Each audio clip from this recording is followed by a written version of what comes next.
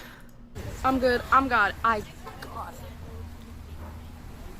Okay. Let's go. I get a. Look at these skips. She did it flawlessly. I'm out the Starbucks, bitches. Flawless run. I'm God. God. Okay. No, it's okay. I get a.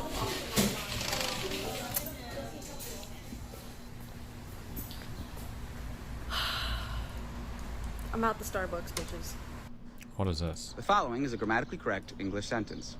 No head injury is too trivial to ignore. This sentence might not sound that unique, but the thing that's interesting about it is not an endless string of Buffalo word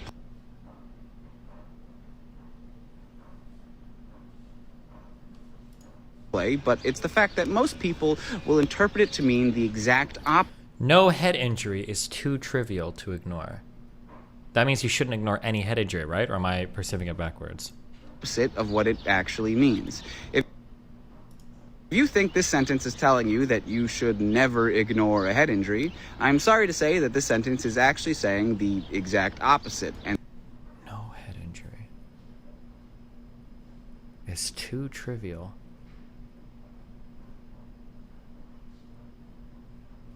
No head injury. There isn't any head injury that is too trivial. There's no head injury there's no head injury that's too insignificant.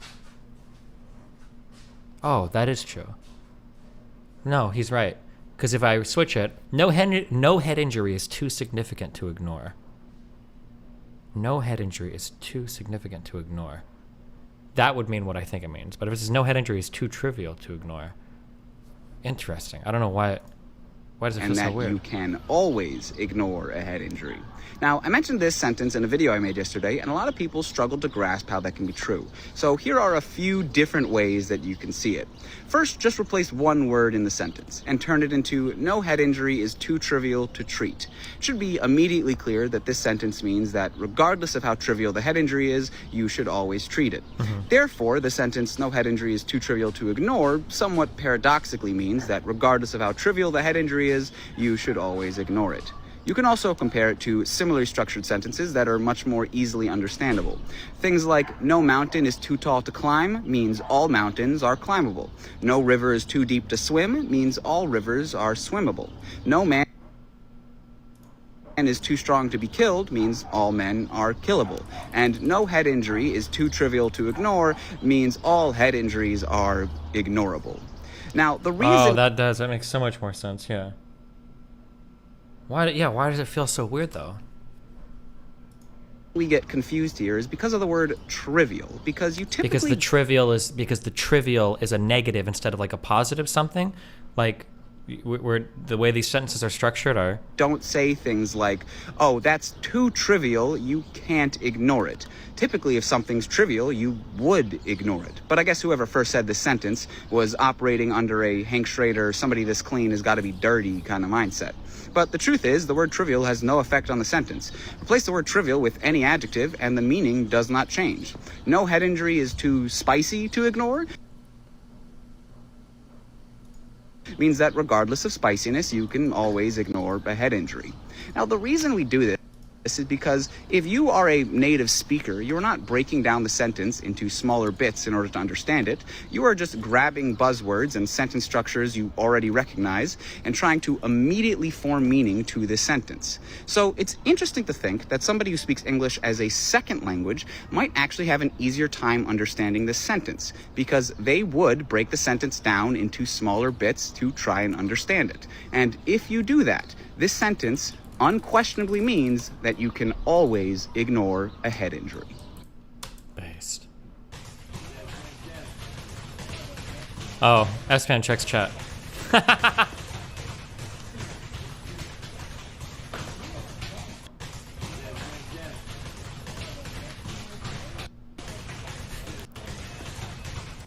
Oh yeah, Canute had some good ones too. I remember these.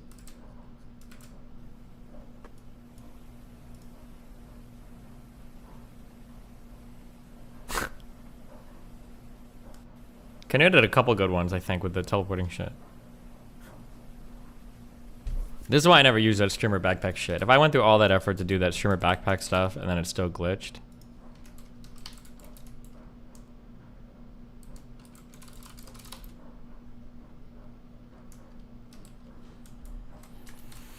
Okay, sorry. I would, you know, do everything that I can, like get a job. Almost like a motivation. Right. And he'd tell me time and time again that, you know, you're her favorite. I mean, she would do anything for you. And, I mean, it's like, yeah, I don't need to hear that. I mean, that's not what would motivate me. Sure. But no, with Mom, I think we yelled at each other a grand total of like 3 or 4 times my whole life. Never any issues. I mean, it was always, like, if there was somebody that I could talk to and, like, Cody wasn't available, I'd always talk to my mom. I'd always let her know what's going on. Yeah, I mean, she would help me out through anything. Okay. Tell me about Dad. Dad, what does he do? Dad's a pharmacist. He works for CVS. He's been a pharmacist for, I think, 35 years or so. My dad was a very, like, angry, violent type person. Overbearing. You know, like baseball practice, it'd be like 4 or 5 hours, and he's hurling the ball as fast as an adult can, and we're like 7th to 8th grade trying to catch this stuff. Belittle you? He would belittle me when I was younger. The problem, I guess, was that I was always like the jokester, the one that could calm everybody down, make everybody smile. Somebody say Joker? Situation, I could say a joke or something, and then make everybody kind of move past it. And I was just in the point where it's like, you know, I'm hearing, you know, all this stuff from Dad. I'm seeing how much Cody's helping me. You know, Mom's stressed out with her job, and it's like I'm not doing anything. When's the last time your dad put his hands on you? Probably this morning when I tried to kill him. The last time my dad put his hands on me would be, I'd say, kind of the middle of December of 2018. What happened? It's because, you know, with all the money that had been getting spent and... Just to be clear, the CAM model has not yet been brought up in the discussion. The money being spent, in this context, would simply be his living expenses. I guess just the Thanks, mix of Chief. everything that I've been saying, just kind of boiling up in him. And the fact that I was, to him, it seemed like I wasn't concerned about it. So, and then plus I was, you know, I wasn't acting like myself with the jovialness and, you know, all that kind of stuff. My father chose to admit me to like a depression or an addiction clinic or something like that in Fort Lauderdale called Cornerstone. When was that? That was December 22nd. Okay. Until I think January 4th. Did you agree to go? I didn't, but they said that, you know, this was your only... Who said? My dad. Okay. And that was in Fort Lauderdale? Yes, yeah. Did your mom agree with it? My mom and my brother both agreed, but it was my dad who was like the iron fist, like, this is what's going to happen. Like, you know, he can't... Why did he say you needed to go? What was his reason?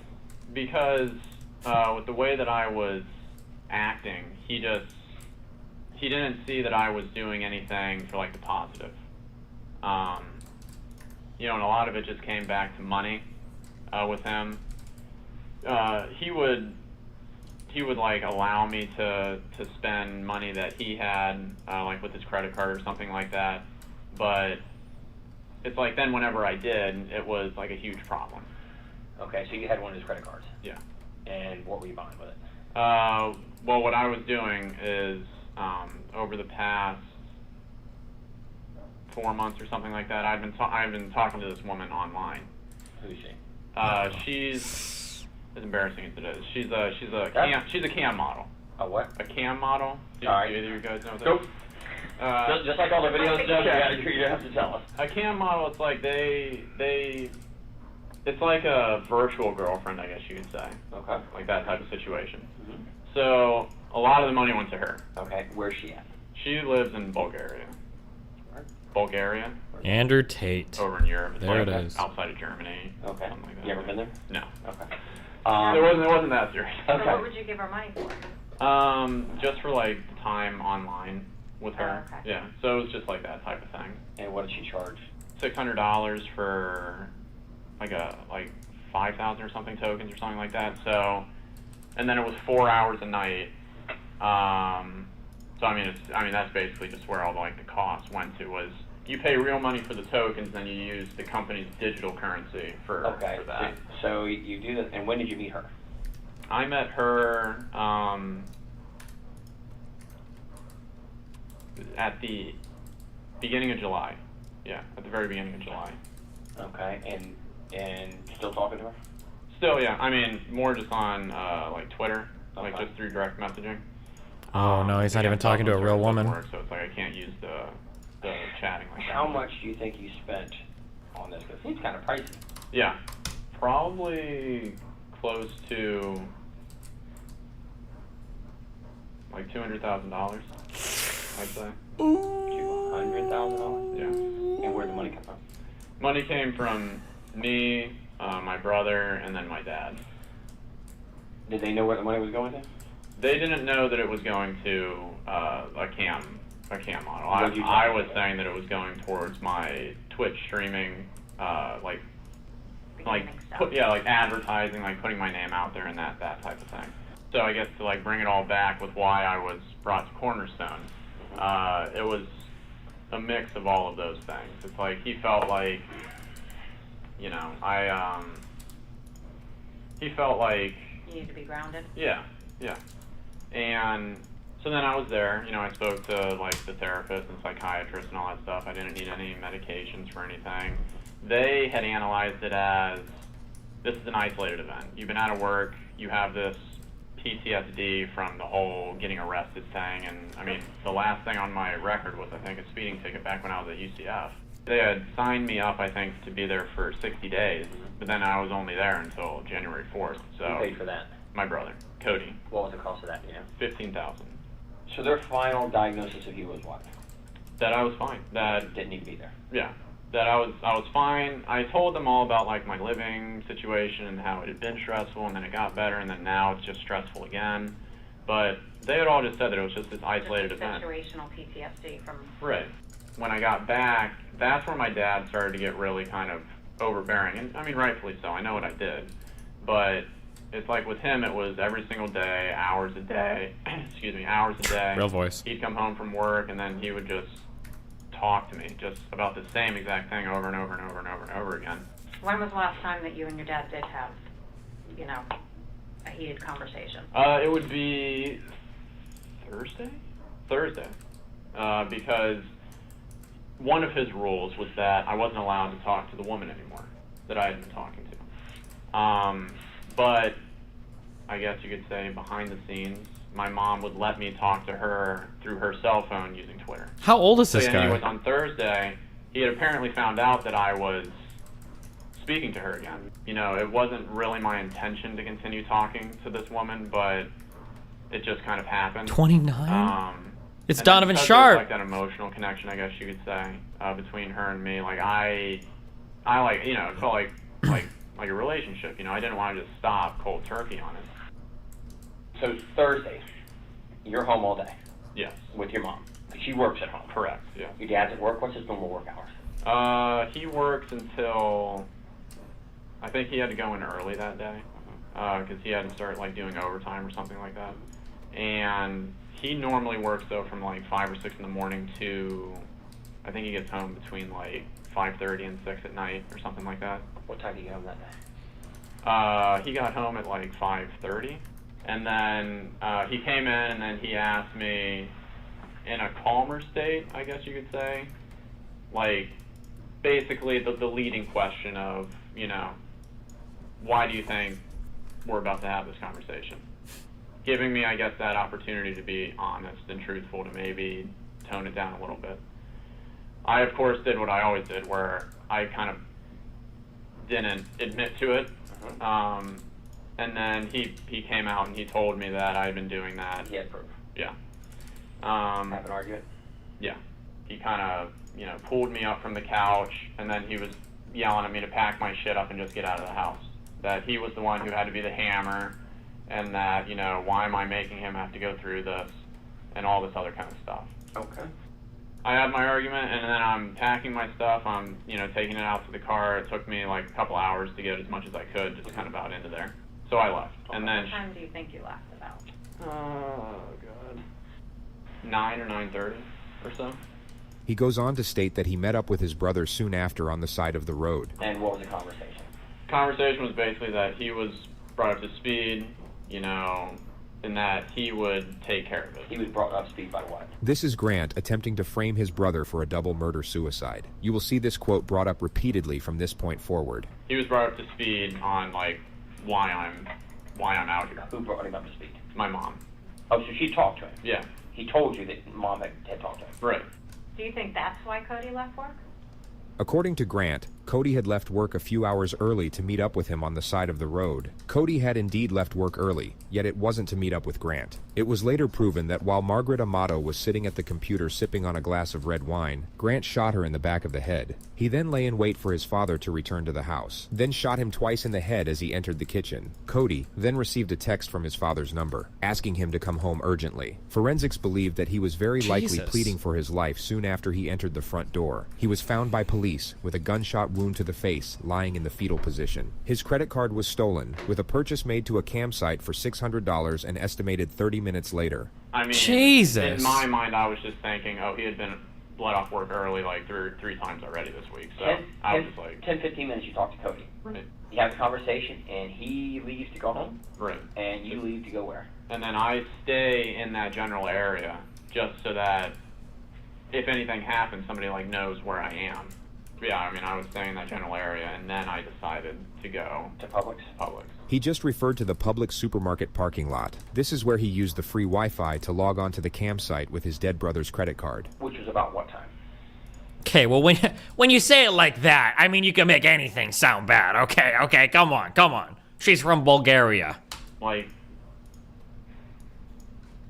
Between midnight and 1, I think. Yeah. And you go to Publix midnight 1, and how long did you stay there till? I stayed there until 7. Slept there last night? Talked to anybody? I messaged the girl that I'd been talking to on Twitter. Yeah. On Twitter, so you have to pay for it. Right. Did she respond back to you? I think once. The discussion is then brought back to his last meeting with Cody. And then when you left Cody, what did he say he was going to go do? Cody said that he will take care of it. Take care of what? Just the situation that was at hand with whatever he had been updated with from my mom. Did he tell you what he was updated? He had told me the reason why I had been kicked out. But he really didn't give me that much dialogue about that situation. He was miffed a little bit because he had just gotten off work and now he has to go deal with this. But what was your demeanor? What did Cody see you as? Were you scared? upset? Yeah, I was scared because like I said, it's the first time that I had been out of the house. We've come and talked to you. You rode up here voluntarily with us to talk to us. The detective will now initiate the first confrontation. Why do you think we're having this conversation?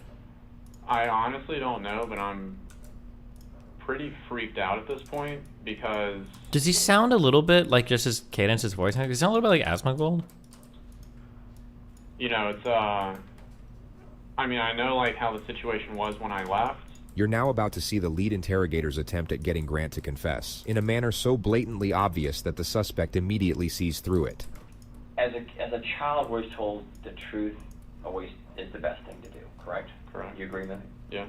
And accidents happen, and things in the heat of the moment, things happen that we wish hadn't happened, but I do it myself sometimes. My kids will make me so aggravated, I'll snap at them and then walk away and say, wow, I wish I would not have done that. That was not very adult of me to snap at my child for something.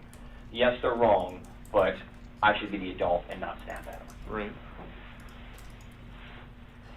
Tell me what you think, because I can tell I've done this for a long, long time, and I read people, the way they act, and the way they talk to me, and the way they answer questions. There's something you want to tell us. I can see it in your eyes, I can see it in your body language, and just the way you act. Now's the time. Now's the time. If there's something you want to get off your chest and give us an explanation of what's bothering you. now is the exact time to do it. And I'm giving you that opportunity right now to tell me something you want to get off your chest. It's there. I can see it in your face. I can see it in your eyes. Kept out about that night. You're upset about it. You've been that since we've talked to you. I can see there's something been bothering you. Even though I don't know you from Adam's house, can't you see things in people that something's really bothering this guy? It's not that, I spent a bunch of money I shouldn't have on this girl. So be it. You did. It's over with. Money can be made back. Something's bothering. Wait, Mel, why do we need another 3-piece table chair thing? Don't we already have that one? Can't you just move the one indoors, outdoors when you want to use it outdoors? I'm just worried about what is all trans. Wait, and another 3-piece? Wait, how many of these do we need? You link me another table and chairs and another table and chairs, and we already have a table and chairs. What's the one we're using now? It's like a couch. No. We have one little table and 2 chairs now that's on the balcony. That's for outdoors. The outdoors. And then you have another outdoor one. Oh, but that's like for in there to like sit outside over there. We need table and chairs on both patios? It's 2 different views. Are you not living life or what? Okay. Are you telling me? All right, that we I'm can't back have to an this. extra Okay, chair? yep. Listen, all the chairs you want, wife. Bye. Firing from that. I think at this point right now, to be honest with you. Wait, and another thing? How many outdoor things do you... There. So we need 3? That's for laying down already. How many people are you going to have in the house on the balcony? You switch, depending on where the sun goes. You're going to rotate outside on all the different balcony things. Yes. You want to sign the papers or? I better see you use all of these. I think you're going to use one. I don't think you're going to ever use the other 2 of these. No. Okay. You don't have to get the first one if you don't want. No, what do you mean I don't have to? You just sent me all this to get them. Now you're changing your mind that easily? No. I want all of them. Okay, we'll get all of them then. Also, the easel is not available, okay? Really? What? Don't... I No, can't... that's fine. I'm just saying, Okay. that sucks, That's what I'm saying. Okay. Be helpful. It's okay? Yep, bye. And you know what it is. It's in your eyes. Your eyes is the view to your soul, and it's in your eyes. And it sounds stupid, and people don't believe it. Fuck off, Abba. Like I told you out there in the car, did I not tell you? You may not like what I say, but I'm going to tell you the truth. I'm going to tell you the truth every time, because I can walk in front of anybody in God and say, I don't care. I told him the truth. What? I'm gonna get one more thing. Okay, send it. Okay. Just send everything and then be... Okay, all right. Just wait to send me until you've got it all figured out, okay? And we usually know answers before we ask it. I knew, me and Eva knew everything before we asked you the questions. Now's the time to come to Jesus, be honest, because you're holding something back. I can see it in your eyes. People don't believe that the police will help you, but we are actually here to help you with issues you may have. I think something happened, and you don't want to tell us, but right now is the time to get it off your chest. And I really wish you would, because it will make you feel better in the end. I genuinely don't have anything else that I can say about the night or the periods of time afterwards. There's only one opportunity to make that good impression. One shot. And one we've opportunity. done something we shouldn't have done. You fess up to it. You caught your hand in a cookie jar. Detective Dan's approach here is so incredibly outdated and predictable that it actually seems to boost the suspect's confidence. It's the detective, in fact, who gives off a nervous disposition. He'll begin stumbling over his own words while simultaneously mixing up his analogies, which never made a great deal of sense to begin with. Oh, burn. Now, is there anything else that happened at the house that you didn't tell us, that you've left out, or we haven't asked you, that would be of importance? Or during the time that you drove around for those few hours? Did you ever really go back to the house that you haven't told us about? You'll also notice the female detective interject with something useful every now and then. But unfortunately, she's not the one leading this interrogation. That would be the detective who keeps bringing up Jesus, to a guy who just murdered his family to go jerk off in a parking lot to a Bulgarian cam model. I know. Bro, come on. Don't do him dirty. Get you all the things I can do for you beyond. I can't deal with someone who lies to me, Right. but I'll deal with someone and help them till the end, no matter what. Believe it or not, that's just me, and she'll tell you. It's what it is. I'm going to be honest with you. I'm going to say if I can do something that can help you, I'm going to help you, because every one of us make mistakes and do things we shouldn't have done in the heat of the moment to protect ourselves or to protect somebody else. It happens. Now's the time. Now is the time. So what do you think To be happened? honest. I think that there was something that obviously happened at the house. Tell me what happened. I don't know what happened. Asmongold. I know better. Listen to me. I know better. I can help you, Grant, with honesty. I can help you with honesty. We think something else happened before you left the home that you're either afraid of or embarrassed to talk about. But we need to know exactly what happened, because like Danny said, we can place you there at certain times.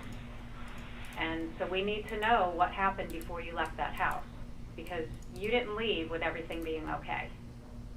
I honestly, I don't have anything else that I can really say. I mean, I don't know. Do you even know why law enforcement got involved? Like what brought us to that home? No. Once you start telling me something that's truthful that I know, then we're going to have a conversation of exactly what happened. I mean, you're a smart guy. You know something's happened at your home. You have law enforcement here. You haven't heard or gotten any Well, emails I from your mean, family. I'm just scared as to what the answer is. Well, you need to help yourself by filling in the blanks of what happened that night so we can give you the answer. Did anything more happen with you and your father besides him grabbing you up from the couch and yelling at you and kicking you out? This woman's kind of a hater. Anything at all? Did he harm you, hit you, No. draw any weapons on you? No. He didn't do anything like that. I mean, he was just yelling. This is the time to come to Jesus, to be honest. Because you know more. I'm looking in your eyes. Your eyes tell me exactly that you are hurting inside. I get it.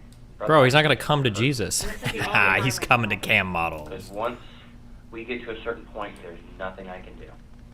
It's in the hands of who has it. Nothing I can do. Honesty is always the best policy. You get caught stealing a car, you admit to it, I did it. How can I get help? What can be done to help me? And let me tell you the rest of my story. You're holding And if back. something happened that you were defending yourself, then we need to know that. If you were protecting yourself because you were in fear, then that makes sense. But we need to know exactly what happened for you to protect yourself. You can't minimize this. Once, a wise man told me one time, once a bomb goes off, you can't defuse it. The detective's wise man friend was clearly a specialist in nuclear fusion, yet most people would already comprehend that a bomb can no longer be defused once it has exploded. You can't. Why? Now is the point to say, how do I put Band-Aids on myself to minimize the injuries I have? And we're giving you that opportunity. I want to give you that opportunity. I don't think you're a bad guy at all. I really don't. The male detective will now for some reason focus on Grant's flaws and the overwhelming embarrassment of the cam girl situation, which is basically the exact opposite of what he should be doing. He seems to get confused about what he's trying to achieve here. He carries a sympathetic tone while essentially roasting the ever-loving shit out of the suspect. I think you're going through a very stressful and emotional time right now with being out of work and just dealing with all the problems with the arrest. You're probably not used to depending on somebody to pay all your bills. So now you have to do mom and dad or have to give you money. Cody's having to give you money. And there's a significant debt to people. $200,000, I don't know what I'd do. I mean, mortgage, yeah, I get it, or something like that, or a medical bill for my child, yeah, I get it. But talking to some girl, in Bulgaria, Some girl, bro? Some girl? Embarrassed about. Here it is, man. I want to help you. She want to help you. You gotta come to me with the truth. This guy's a hater. Fuck him. I already know the truth. There's a reason you didn't go back to the house. There's a reason why you haven't tried to reach out. I mean, it's odd you haven't heard from anybody. Yeah, I mean, it's like it's words that like I can't think of to even say. Like, I don't know how to even say the words. Well, give me a roundabout what you're thinking. That somebody in my family's dead. What? And how does that make you feel if you're thinking that? I have absolutely no ability to comprehend the words. Because, like I said, I've been there for my whole entire life. And even though there's been struggles and everything like that, there hasn't ever been any issues. There's never been the struggles or the issues like happened Thursday. Never for you. I believe you 100%. I believe it's never been like that. But something happened Thursday, unlike anything you've ever experienced in 29 years of your life. Never. And maybe you felt that was rock bottom for you. You were getting kicked out of the house. Your father gave you an ultimatum. I mean, that's... The female detective will now carry out what the male detective was probably trying to do a few minutes ago. She will afford him justifications for the crime, making the gravity of admission less intimidating. You know, you're already dealing with the debt, and, you know, now you have to stop talking to this girl, and now you're being kicked out of the home. I mean, that's... I can understand how you would feel. I mean, that you'd want to lash out, or, you know, if something happened, you'd want to defend yourself. Sure. Absolutely. But we need to know what happened. I mean, I can tell that you guys are, like, leading me into a certain way of what... The only thing we're leading you to is wanting to get the truth from you. Not trying to make you say something that's not true, that's not accurate. The truth. The end. That's it. That's all we want is the absolute truth. I genuinely don't have anything else that I can say about what transpired during the nighttime. So when you left your house, everybody was fine. Yeah. And when you left Cody, everything was fine. well, we got called to the house because Cody didn't show up to work. So law enforcement goes over there, and can you tell us what we found? No, the only thing that I was told was that Cody would take care of it for me. And that's all that I know. So if anything happened in the home, to bring law enforcement there, what would you think happened? That there was a shooting. What? Between whom? I don't know. Did they mention a weapon yet? Between Cody and my dad. And why would you think that? To protect me, or to help me, or to do something with me. So you're telling me you did not shoot Cody, No. your father, or your mother? No. Did they say shoot already? Did they already mention the weapon? I don't remember. I mean, I don't know, like, what more I can say. Well, when law enforcement arrived, that's what they found. So you're the only outstanding child. You're the one that's been having problems with your dad. You're the one that we haven't been able to find for 2 days. Do you understand now why we would be questioning you about this? Yeah, but I mean, I wouldn't, like, I mean, I wouldn't be saying, like, all, like, I don't know the way to, I don't know, like, what to even say. So if anything happened in the home, you believe it would be Cody and him? Yes. Because I was, I mean, I don't have, you know, access to anything. We know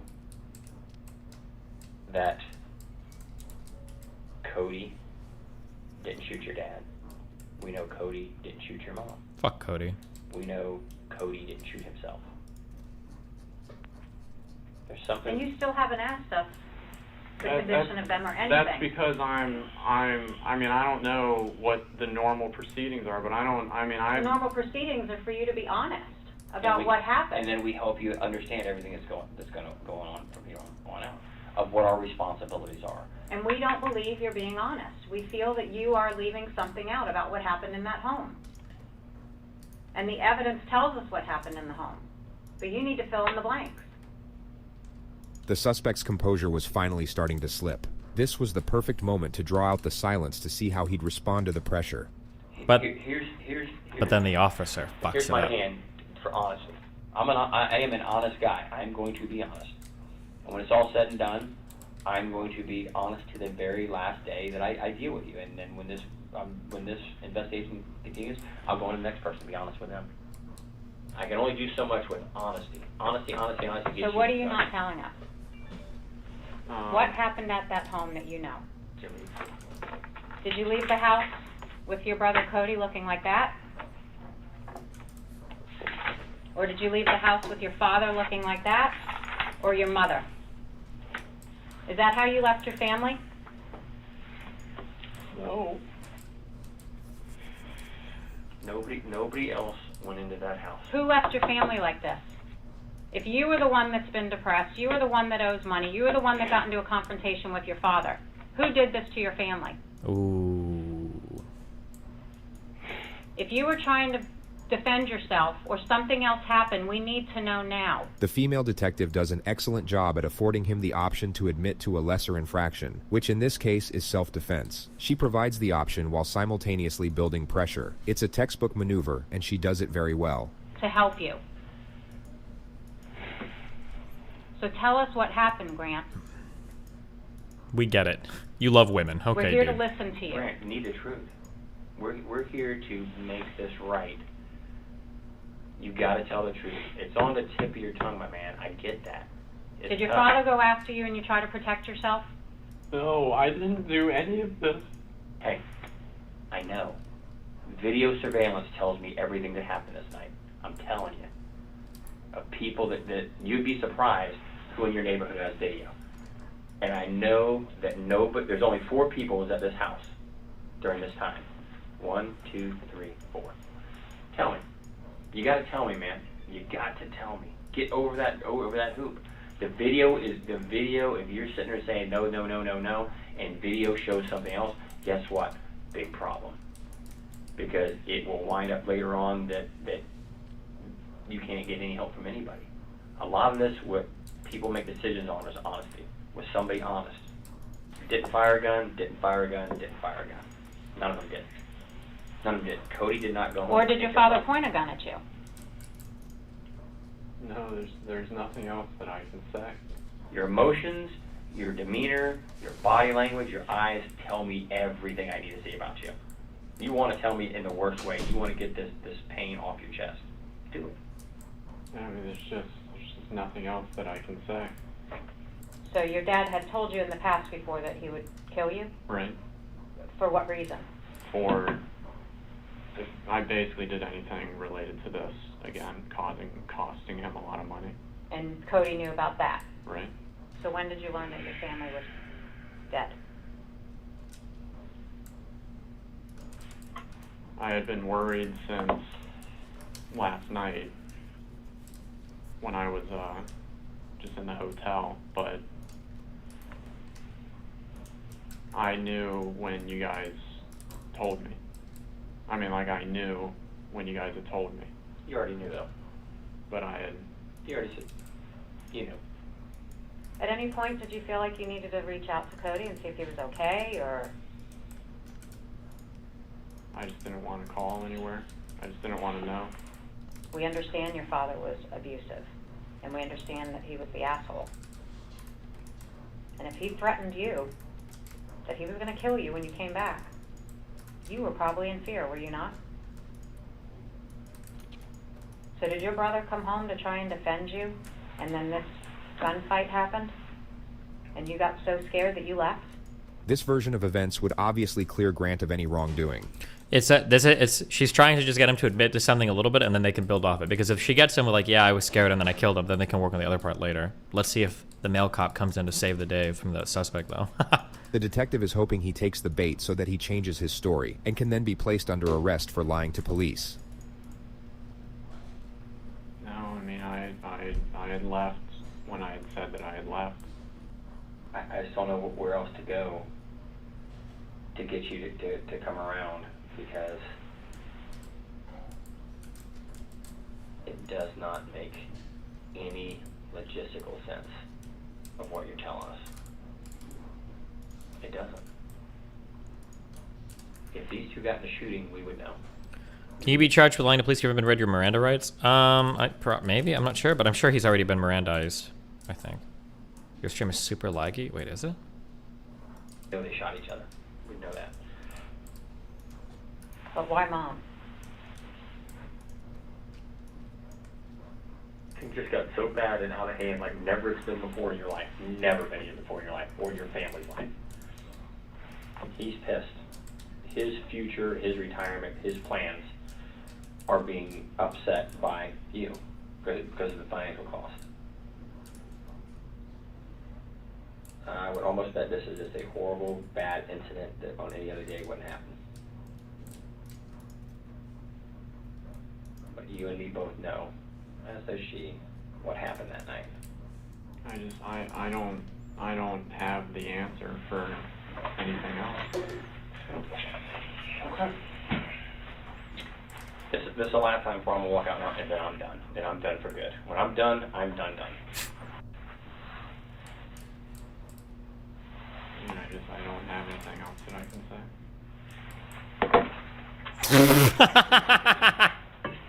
say. Bro. Do you not feel bad for doing this to your family?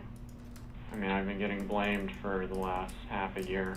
I feel like if I was a suspect, him standing up and sitting down like that would make me feel so emboldened. Like, you don't have shit on me, dude. If you're throwing a temper tantrum like that, you ain't got shit. You don't have anything on me, motherfucker. For everything, and I've been trying to move forward into a positive direction. And then every day I'm reminded of all the trouble that I had caused. And then I keep being told the same thing over and over again, but there's nothing that I can do to change it. Do you regret doing this to each one of your family members? I didn't do that to each one of them. Here, you sit in my seat for a minute. Sit in my seat. Get out of it. Here. Sit right here. Come here. Sit right here. Get out of that seat. Sit right there for me. The suspect still isn't sitting in his seat. Bro, why is JCS so mean today? You're a guy swimming out in the middle of the ocean, and we're going to give you one of two things based on you. You can have a life preserver to keep from drowning, or you get the boat anchor. Which one do you want? Because we will give you whichever one you ask for. The life preserver, the boat anchor. I want the life preserver, but I've said everything that I can. You want it, and I believe you do, but you have not said everything you can say. But there will be a time where you ask for that life preserver. I can't give it to you. I can't. Once I cross a line I gotta step over, can't do it. Won't do it. Think about that. I want to talk to her for a minute. Think about the last life preserver I can give you. Think about it. Take a few minutes just to reflect on it, and then we'll come back to you in a couple of minutes, and then we'll go from there. And what happens is what happens. Fair enough?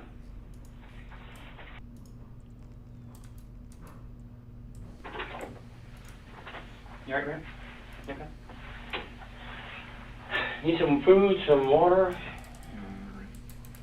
You good to stay for a while longer? You okay? I mean, I just don't have anything more that I can say. I don't know. I'm not keeping you. If you want to stay, well, I'll talk to you till whatever, till you're happy with everything and you're okay. You're not detained. You're not being kept here. Don't want to be here. You don't have to be here. I don't want to be here anymore. Okay. Give me a minute. We'll get you out of here. What we'll do is we'll get you up somewhere. I'll give you my card, my phone number. If you want to talk to me, you're more than welcome to call me. And we'll move forward from there. Fair enough? Any questions of me before I go? Or before we walk out? I'll be happy to answer any questions you may have. Like, what am I allowed to do? Live your life. Jesus. They really have nothing on him. We're right there at it. Jason's here. It's going to be a few more minutes. What I need to do is just for our investigation, get some pictures of you. We're going to collect your clothing. As soon as that's done, We'll get Jason here to talk to you. All right.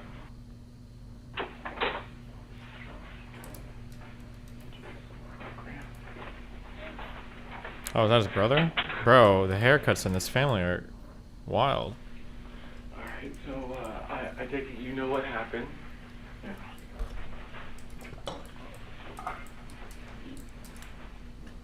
I'm gonna ask you plain out, you are not part of it anyway. No.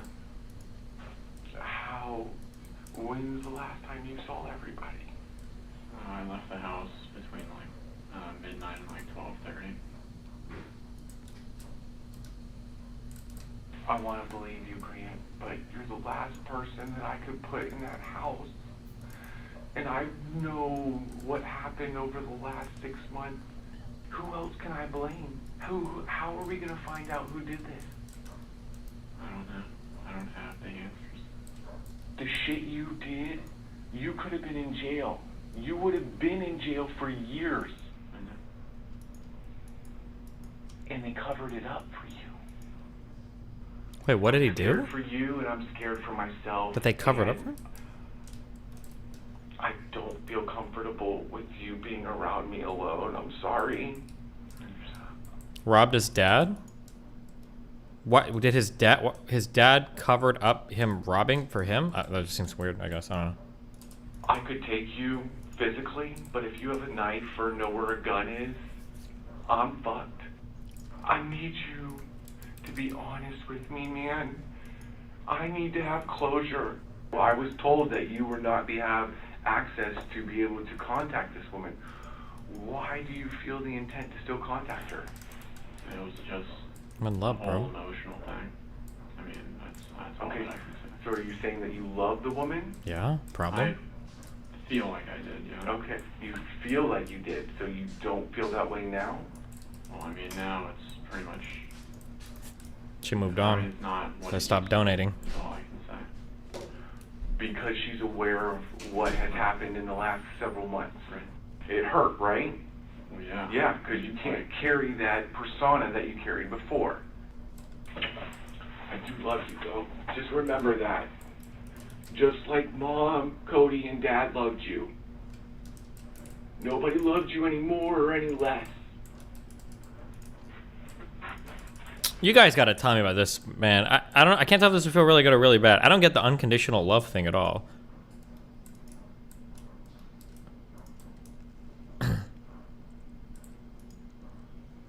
Like if Nathan got into a fight with his mom and like killed his mom, like I'm sorry, bro, you're going to jail, dude. What the fuck is wrong with you? Like I'm just trying to think if there's anybody in my life that could like if it was understandable.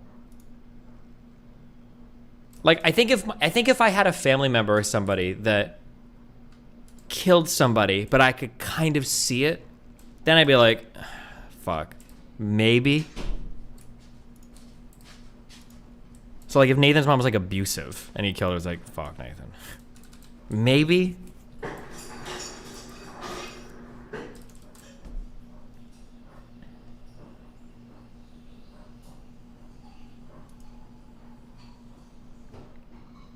You can still love someone and still have them face consequences? Would you not love them less? I feel like I'd love like my parents less if they like killed each other. I don't know. I don't get that. The unconditional love feeling is super alien to me. But who knows? Maybe I'm just an asshole. I don't know. I don't know. Maybe someone will have to try it. If you're related to me, go do some crazy shit and I'll report my feelings back.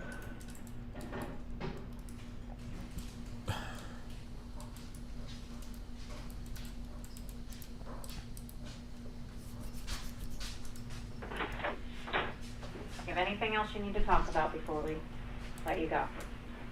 Because now's your time. You know that. Like Danny said, once you're out of here, there's no coming back from this. We're giving you every opportunity to tell us what happened in that home. He's got to be like reasonably intelligent, or maybe not. I mean, he killed his family. How smart can you be? But like, I mean, like, cops always say this, and it always works. But like, it's not like you get anything. Like, if you confess everything in here. For what we're talking like fucking triple homicide? Do you think the judge is gonna be like, I mean, he was really forthcoming in the interrogation room, so we're gonna go ahead and give you 10 to 15 years, maybe out on 7 or 8 in good behavior, like That's never happening, right? There's nothing is saving you here. So it's just such a funny statement when cops say shit like that. Like, now's your last chance. Like, what, to incriminate myself? Like, what the fuck? You've not told us. So you're aware that when you leave here, you're not going to have any chance to redeem yourself and tell us the truth after the fact. And you're okay with that. You can live with yourself knowing that you're not going to tell us the truth. I've said what I can say.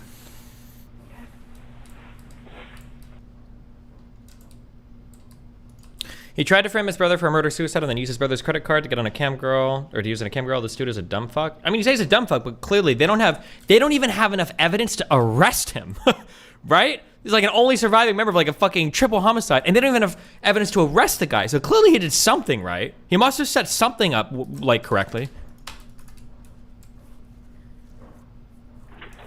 You ready, man? Question for you real quick. You want to hurt yourself. You don't want to hurt anybody else. No suicide. Oh, hurt yourself, hurt anybody else would give them an excuse to detain him if he did as a threat to himself. Subtle thoughts. Okay, come on, bro. Grant was arrested 9 hours later at his hotel. His trial began on August 12, 2019. Grant Amato. Damn. What evidence do they have 9 hours later to arrest him that they didn't have there? What changed? I'm so curious. Was so obsessed with this woman. You're going to see from the evidence in this case, at 2:53 a.m. on January 25th, after leaving the house that contained the 3 dead bodies of his family, and the defendant goes to a nearby Publix parking lot, logs onto their Wi-Fi, and uses his dead brother's USA checking account to pay $599.99 to get onto Sylvie's website. Okay, well, it's not like he was using the money now, bro. Okay, chill. At 3:02 in the morning. That's what this case is about. It's about his blind obsession with this woman, the end of the world as he believed it to be because of his family, and his absolute contempt for those that he held responsible. Verdict. We, the jury, find the defendant guilty of first-degree premeditated murder. Grant Amato was sentenced to life in prison without the possibility of parole. Life? Damn. Was there no death sentence in that? Or death penalty in that state? It was a triple homicide, right? David Russell Williams enrolled in the Royal...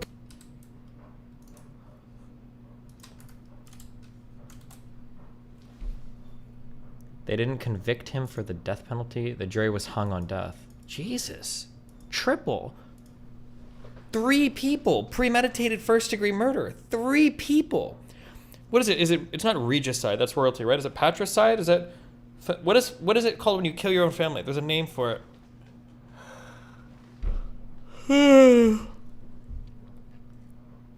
Is it familial-cide or famicide? Happened in Florida too. Damn. I can't believe.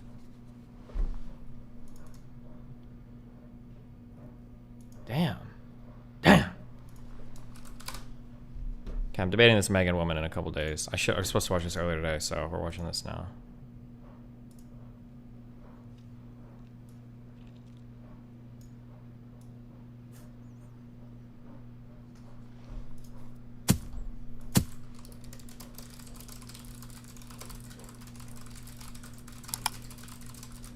So firstly, thank you, as usual, for those who have come to many free speech champions events, and those who are new, thank you so much for joining us. And Free Speech Champions is a project which aims to inspire young people in particular to open inquiry, the free exchange of ideas, and engaging with the big questions and big ideas shaping the public conversation, and really equipping young people with the tools to navigate the world and make the case for free expression and free speech in ways that make sense to people and resonate with people today in their generation. And so this event, as it says, is Sex and Censorship in the 20th Century. And it's a bit different from some of our usual events. Usually we're very much focused on the... Why is Bill Maher so retarded on vaccine shit?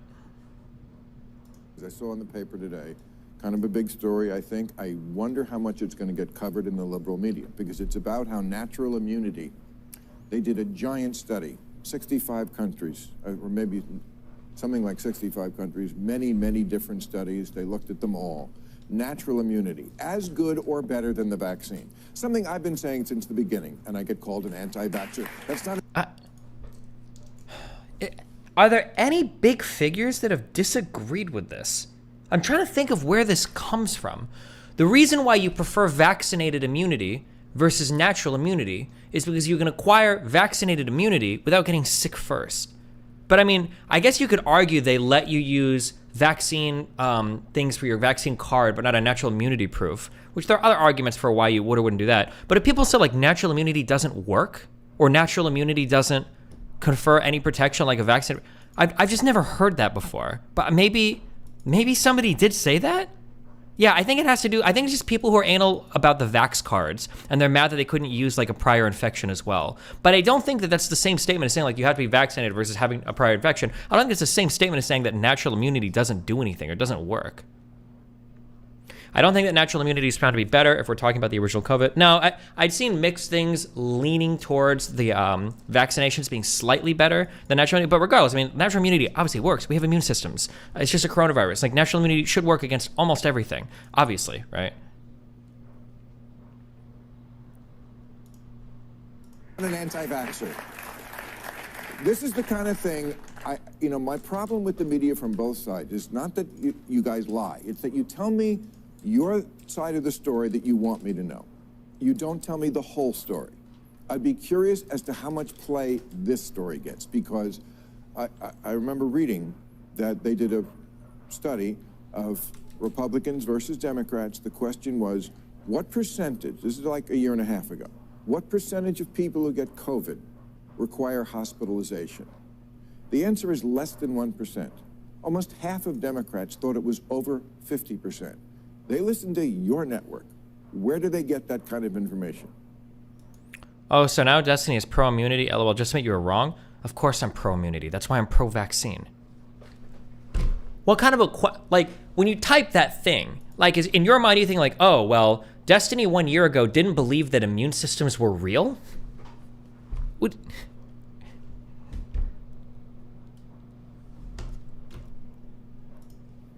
That was to you. That was clearly. Okay, that's bad information they have in their head, and it's from one side. I'm so curious about seeing that poll too. Over 50%?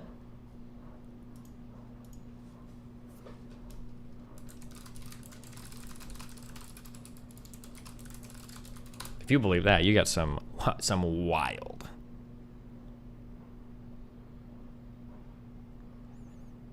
I'm curious what the overall hospitalization rate was for COVID.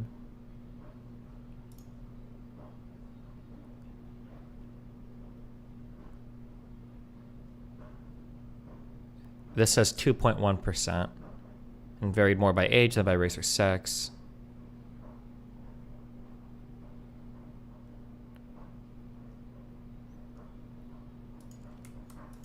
What would have been your guess?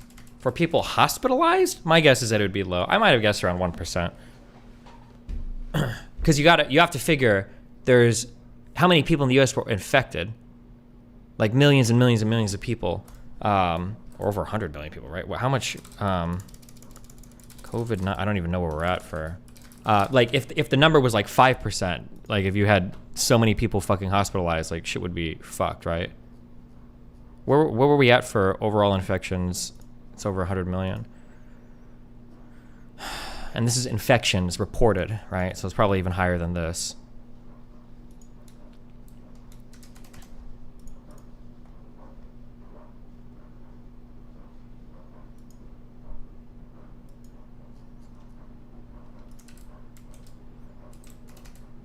Depends on the variant. Please remember, one of the variants had much less change of being hospitalized, but much more quickly. Yeah, that's true. The original one was more deadly, yeah. But misinformation surrounding COVID policies and behaviors. Does this have that 50% number in it? I don't know what this is for. Okay. Free speech implications of whether that's journalism or artistic freedom and all of the different events that we've done. But this question seems to be coming up more and more in the mainstream media, in the public conversation, from discussions on about campus or universities providing resources for students that are involved in different forms of sex work, to almost a kind of backlash brewing amongst radical feminists and other groups around the impact of the sexual revolution.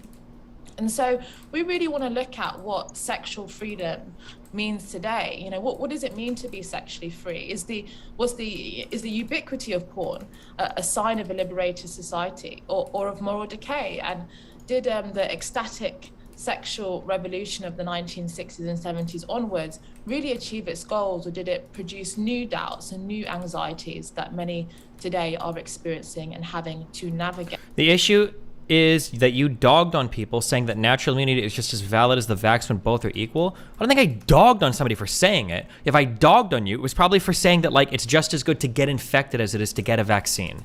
Getting a vaccine is unquestionably better than getting infected. Like, full stop. There's no question about it. But in terms of, like, efficacy of how well you're protected with a natural infection versus a vaccine, I'm pretty sure I was honest at the time. We went through studies. It was like the data on what was more effective at preventing a future infection went back and forth to where it seemed like it slightly favored being vaccinated, gave you a little bit more protection than a natural infection. But that was for... I think that was for the Delta variant. That might have changed with Omicron. I'm not sure. But I don't think I've ever said, if I have it, I was wrong. But I can't imagine I've ever said in the stream, oh yeah, getting infected won't give you any protection against coronavirus. Well, I don't know why I would ever say that. Obviously, your immune system works. But if it didn't work, then I wouldn't believe in vaccines either. Does your calculation of whether it's worth or not to get vaccinated include people who never got COVID? Worth considering? Maybe. It's just vaccinations are better because then you don't have to actually get infected. It's so weird to say that. It feels like such a self-evident point. It's good to get vaccinated because you don't have to suffer through an infection, right? Vaccines aren't going to have anywhere near the same issues as an actual, like, active live infection in your body will be. So obviously it's better to get vaccinated versus having to suffer through sickness. That's why vaccines are preferable to the actual disease. What they mean about natural immunity is immunity without ever being infected. No, that's not what anybody means. I think you're mistaken, Michael, in YouTube chat. Yes, but if you were already infected, then your statement is not true. Not necessarily, because natural immunity and vaccine-conferred immunity are all waning in about, what was it, like 8 months? Like around 8 months, I think. Is there any research on the natural immunity you build by getting infected while vaccinated? I would assume you build natural immunity while being vaccinated too. I think vaccinated plus getting infected was like the most, I'm pretty sure even for the early on variants, that was like the most protection you get, is if you had a natural infection and you had a vaccine, of course.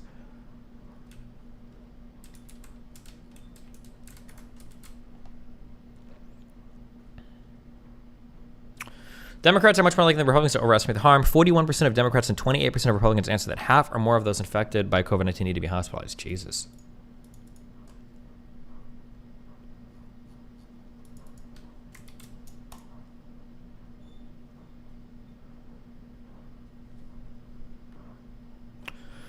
I encourage all Destiny fans to get quintuple boosted and also take lots of antidepressants. I like how you celebrate how fucking retarded you are. Like, it's so funny that, like, you'll sit there and you'll, like, either smoke weed all day or you'll eat, like, massively overprocessed food. By the way, the dog shit that you eat from fast food restaurants is going to do more long-term damage to your body than a million COVID boosters right into your fucking nutsack will do. But, like, you don't question that, right? Like, you're 250 pounds laboriously breathing and drooling over your keyboard. Like, your pulse is at 130 just typing in my chat room, and you're telling me about how unhealthy I am because I get vaccinated? Like, bro. Okay. So these are some of the questions that we want to explore. It's a very big discussion, and that's why we are joined by some fantastic speakers who come from a whole range of perspectives and insights to hopefully throughout this hour and a half tease out all of these nuances and issues, or at least many of them. So before I introduce the panel, I'll just do a run through as usual about some of the... Do you think people that still got COVID should get the vax? A lot of people were encouraged to do so. Absolutely, like unquestionably. It's like such an obviously yes answer, depending on time frame, right? So like, I think I got COVID like, I think 6 months ago about, so like I didn't get I'm not gonna get COVID and then get vaccinated like 2 months later. That's stupid. But if you got COVID like 8 months ago, then yeah, you get vaccinated. Why not? It's like free. It's like the freest, easiest way that you can protect yourself from bad health outcomes. Like, why would you not? It's so obviously easily to do. Like, why would you not? But like if you just got infected, then yeah, if you like just got infected, it doesn't make sense to get vaccinated like the next day or like even the next month, because you're gonna have some natural immunity for a while afterwards. But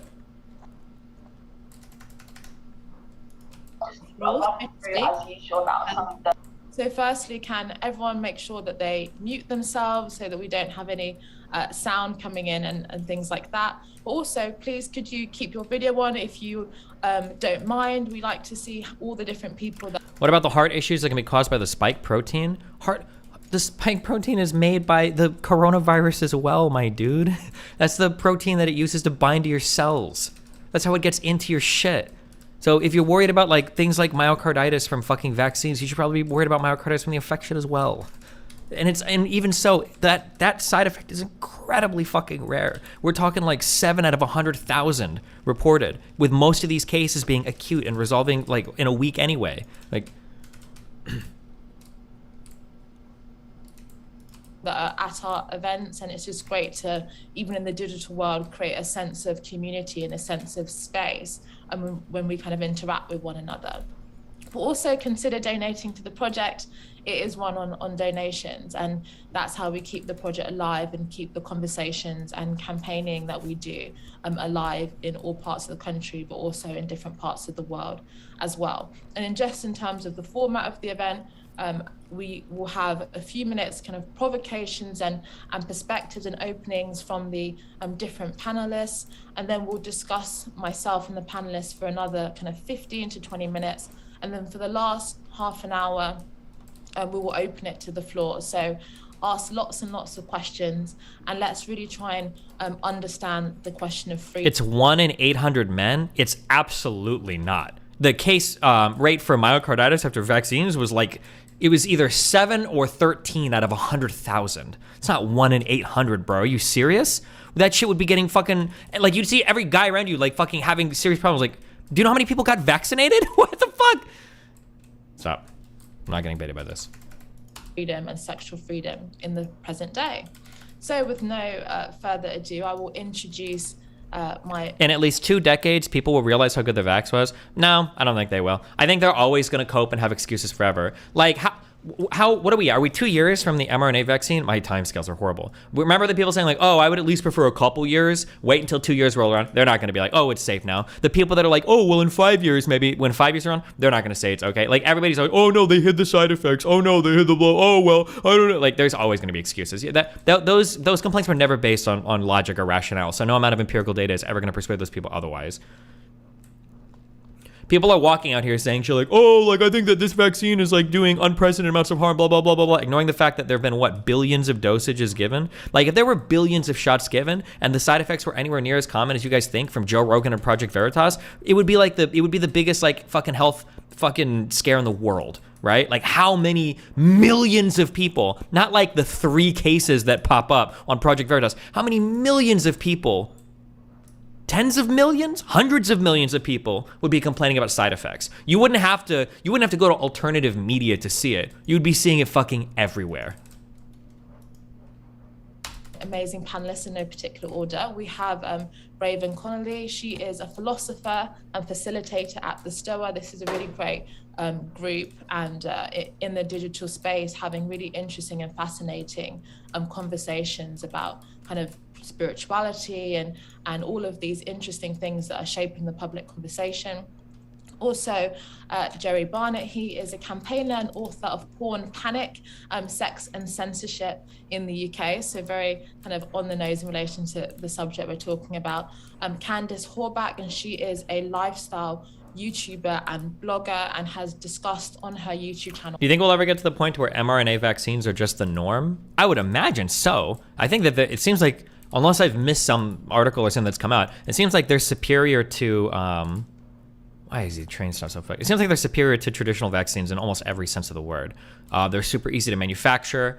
No, that's not true. They're complicated to manufacture, but they can be manufactured very quickly because of the design process and everything. Unless I'm missing something, my understanding is that that technology is being explored more and more for basically every type of vaccine. Yeah, unless I've missed something that, yeah.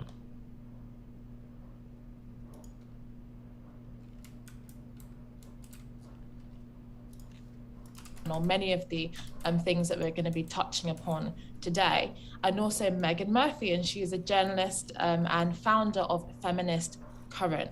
So very interesting, coming from many different perspectives. And I guess firstly, it would be great to hear from you, Jerry, as someone who has written directly on this subject. It would be good to just have a few minutes of your first reaction to this subject. Found the unmute button. Hi everyone, my name's Jerry Barnett. By background I'm a software technologist, but around the mid-90s I set up a software business to focus on this new technology that had turned up called the World Wide Web. And I found myself getting involved in quite a few different types of business, but in particular the rise of pornography, which kind of took me and took everyone by surprise. And at least in the 1990s, it really took over the internet, and it became, it was the dominant thing on the internet in those early few years of the World Wide Web. So I'd always been a political activist by background. I've been involved in anti-racism and anti-apartheid and the kind of things that were fashioned. You're backpedaling so hard. You were calling anyone who was unvaccinated a bioterrorist back during COVID. Yeah, rhetorically, it's not the most effective thing, but I already gave you a big speech on that. Like, I understand that when I deal with conservatives, I need to treat them like the most gentlest snowflakes in the world. That was my fault. I should have been nicer because I know how easy it is to treat you guys, but it's true. I mean, like, people are saying, like, my body, my choice, my body, my choice. Like, I think that vaccines and vaccinated immunity, it's part of your buy-in to society. For the same reason that I don't secondhand smoke on a bus, even though it's my freedom to smoke, for the same reason that I don't shit my pants and then get in an Uber and expect my Uber driver to deal with it because it's my pants and I can fill them with shit if I want to, you should probably get vaccinated because it's part of your obligation, it's part of your responsibility as existing in a member society where we all share the same pathogens. There's probably gonna be some natural level of buy-in that's gonna require some bodily autonomy from you. It might be the slave labor when you work Mondays for, when you work Mondays for the government because you pay taxes or whatever the fuck shit that's going on, but like for whatever requirements that we make of citizens. But I mean, like, stone mine, like having kids get vaccinated, go to school and shit is probably an okay thing. Having people getting vaccinated in society is probably an okay thing. Did you support the vaccine mandate proposed by Biden? I don't, you can go back and find what I said at the time, but I'm pretty sure I didn't support any vaccine mandates, but not on a philosophical ground, and not because I didn't think they would be effective, but because I didn't think they were politically tenable. If I didn't support any vaccine mandates, it's because I thought politically they were bad, because Republicans are huge babies over that stuff. It's not worth getting people like triggered over it. Better to just have people die and society be a little bit more fucked.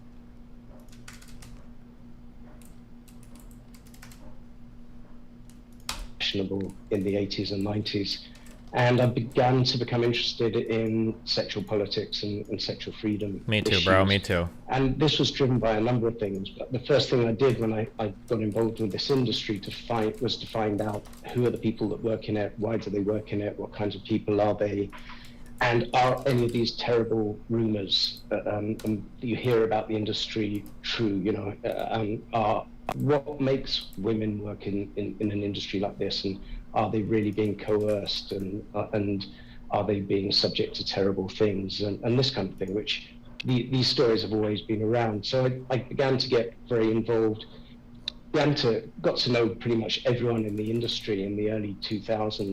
Is this the unhinged chick who was tweeting at Ayla? Yeah, it is. In the UK, at least, it's a small we'll get there, sorry. here, and it's kind of a lot more. Stop! I don't want to. I'm gonna get the vaccine shit.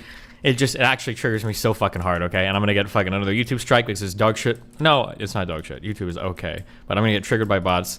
I think that in like fucking 50 years we'll look back and we'll realize that, like, wow, this was a really cool time period technologically speaking. But I'm so happy that, and I know you guys are all gonna backtrack and pretend it never happened. I think that in like 5 to 10 years, I think most Republicans are going to pretend that like they never liked Trump and Trump was never a thing. You guys are slowly healing. Nature is slowly returning back to what it should have been as the Republicans realize that Trump was batshit insane and they should have made a deal with the devil to further their political narratives. But don't worry, you'll slowly get back there. The ironic thing too is that Trump, everybody that's anti-fucking vax, they're all hardcore Trump lovers, but you guys like ignore the fact that Trump desperately wants you guys to be vaccinated because he wants credit for the vaccine. That's the funniest thing to me. Oh my God. My friends are like this now and they all want DeSantis. I don't know if DeSantis would be as wacky if he wasn't trying to like get that buy-in to the Trump, to that Trump fan base. Does COVID or the vaccine affect memory? Because I remember you saying you're done with Vector and here you're still playing it. Why would you trust so painfully Destiny? Listen, we're watching videos, okay? I can't play StarCraft and do this at the same time. I don't know what you want me to do, all right? A lot smaller and friendlier and more of a cottage industry than the US, where it's always been a much bigger business. And bit by bit, I began to learn things that kind of disturbed me. The first thing that I began to realize as I got to know a lot of performers, especially, was that... I think the one reason why I could never make it in like a formal media environment or talking to people like this is... never mind, I could. I need to get medicated, dude. I don't think I could sit through... Brevity, conciseness are so important to me. And when I feel like somebody says something that could be said in like 7 words, I feel like I'm stuck in a world where every single conversation is actually like a team meeting that's scheduled like an hour at a time, and I have to sit through meetings that could be done in emails. That's what normal conversations, when people just like, I'm sorry, I'm being mean. I'm not trying to be mean to this guy, but oh my God. I'm sorry, that was just real. I was just mean for no reason. I'm not trying to be mean. I'm sorry. I wish people could speak a little bit more clearly and quickly. There was this rising kind of campaign of abuse and harassment against porn performers, strippers, sex workers. And some of this was coming from the usual suspects, from kind of religious quarters and that kind of thing. But I found that there were these small, kind of quite radical feminist groups, radical feminist groups around at the time. And I found... Oh, I can't speed this up, you're I right. had friends who had literally been subject to threats, harassment. They receive phone calls on the way to do private strip shows to say, we know where you're going, we know what your address is, turn around, or else kind of thing. And that kind of all threw me and took me aback a bit, and started to get me involved in the politics of sexual freedom. And as a kind of leftish person myself, I was quite surprised that this stuff was coming from the left and from sections of the feminist movement. So I set out to understand the history of that, and I ended up writing a book called Porn Panic, which looks at, it really looked at the kind of the last decade or so of anti-sex feminist activism, mostly in the UK, and I documented the behaviour of groups like Object and UK Feminista that were very viciously anti-sex work and anti-sex worker that claimed to be on the side of the sex workers and claimed to be trying to rescue them from abuse and so on, but actually were quite horrible to them and refused to speak to them. And all this interested me. So I got back into the history of anti-sex feminism, back to Catherine McKinnon and Andrea Dworkin, who kind of started the whole thing in the late 70s. And I wrote Porn Panic about where this very censorious, authoritarian kind of strand had come from. And then I began to get interested in how identity politics more in general was leading to censorship. So I began to get interested in not just in the way the feminists were doing it, but the way the left was censoring things based on race and so on. So my book ended up being a book about the early days of cancel culture. It was really written in 2014-15. So it doesn't talk about things. It doesn't have the words woke or cancel culture or anything in it, but it certainly talked about those early movements towards censorious kind of authoritarian behavior on the left, and identified them very much as being rooted in radical feminism.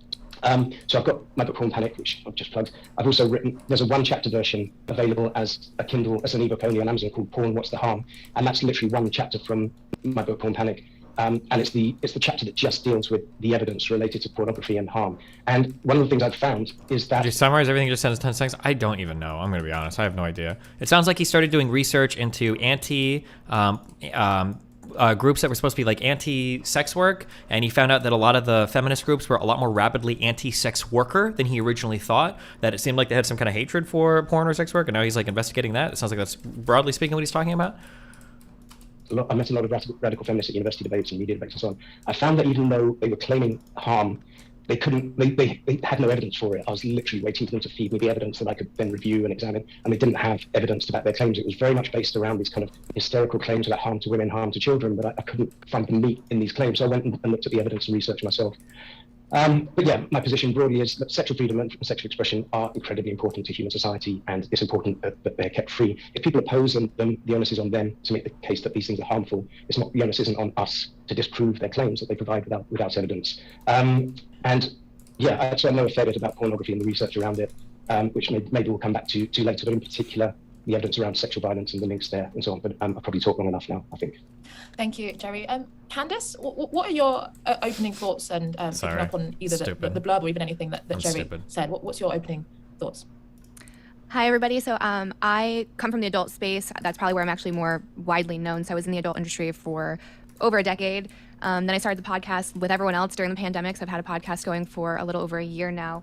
I think when it comes to sexual freedom, it's one of those things that you have to accept a certain amount of responsibility with it, just like any other freedom. But you have to ask yourself when it comes to government censorship, because that's kind of what the opposition is talking about, is how much government do you want? And then how well has prohibition worked, and how well has abolishing things that we don't like worked? So you have to kind of understand like what's not for you, what's not for your family, and what's not for your morals, and then what's not for everybody else. So it's kind of finding that boundary of letting people have the right to be their authentic self, and not saying it's without criticism and not without responsibility. Is this Eva? Yes. I guess she's famous. She's the one who sent me this debate on Instagram, and that's why we're watching it. She says that the Meghan person's in this conversation. So, but just the right to exist.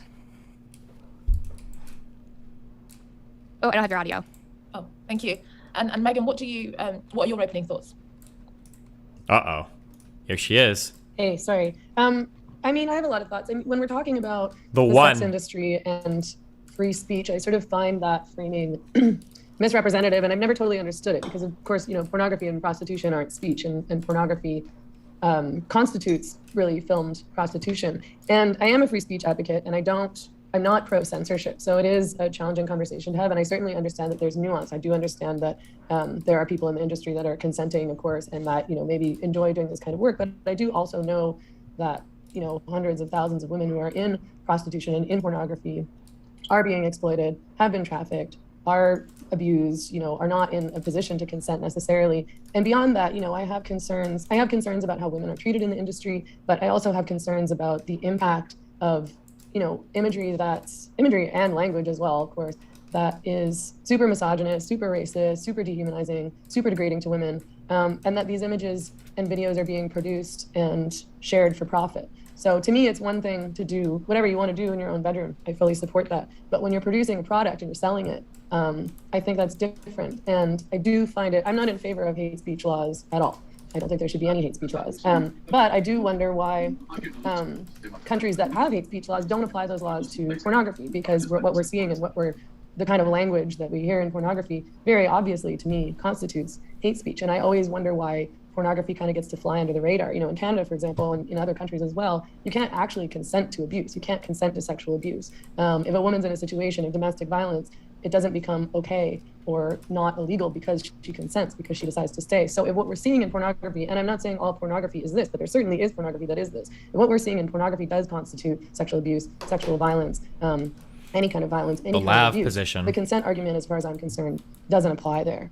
I find like the comments around radical feminists going after sex workers, I mean, I would like to see evidence for that, because I've been involved I don't identify as a radical feminist personally, but I've been involved in radical feminism and engaged with radical feminists for a very long time, many of whom do work against exploitation and abuse in the sex trade, and none of them would ever go after a prostituted woman or a woman in porn. They tend to go after brothel owners, traffickers, pimps, men who produce porn, men who exploit women. And of course there's conflicts. There's conflicts between radical feminists and women who promote sex as work and prostitution as a job like any other. There's a political conflict there.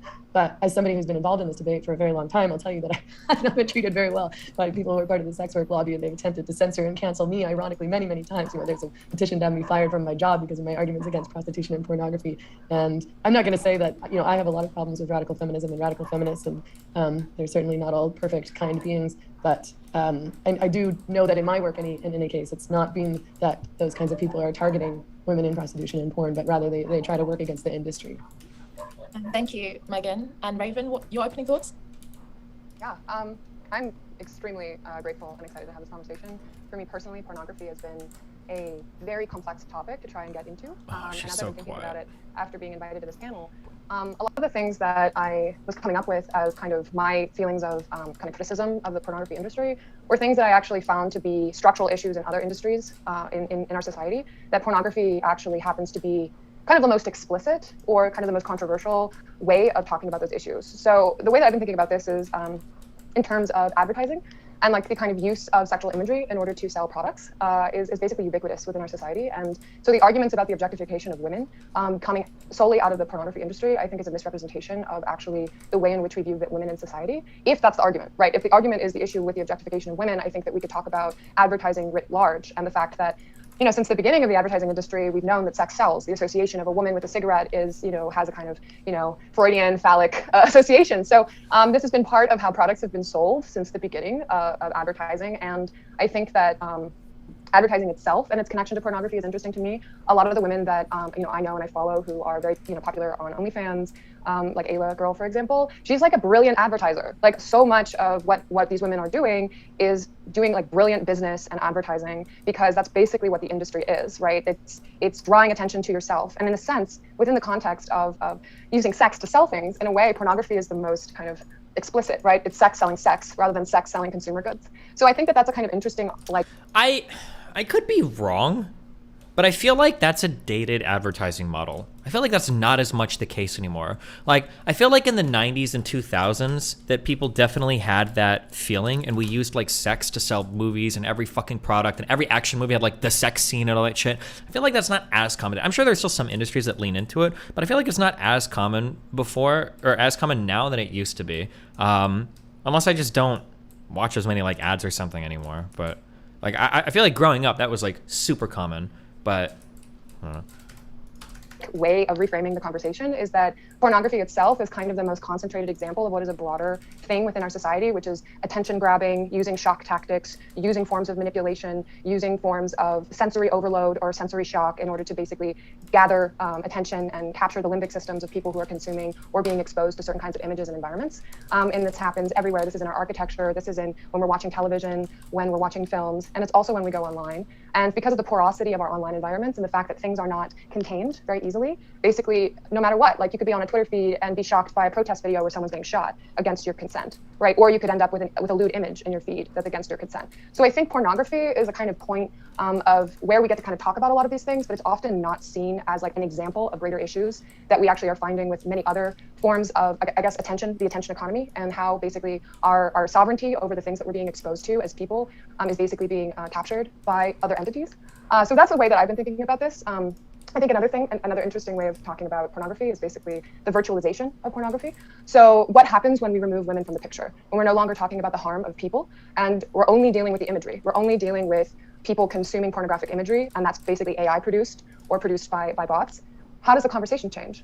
Because that's where things are going, and the pornography industry is investing a lot of money in the virtualization of porn, the creation of, you know, girlfriend experience AI bots, the production of sex robots, and other types of tools for masturbation that represent the images of women. So how does our conversation change, right? When this is the framing of it, when we're not talking about the exploitation of women and the harm on women or the harm on you know, people in the adjacent industries like sex trafficking, we're just talking about the imagery and the impact of the imagery in society.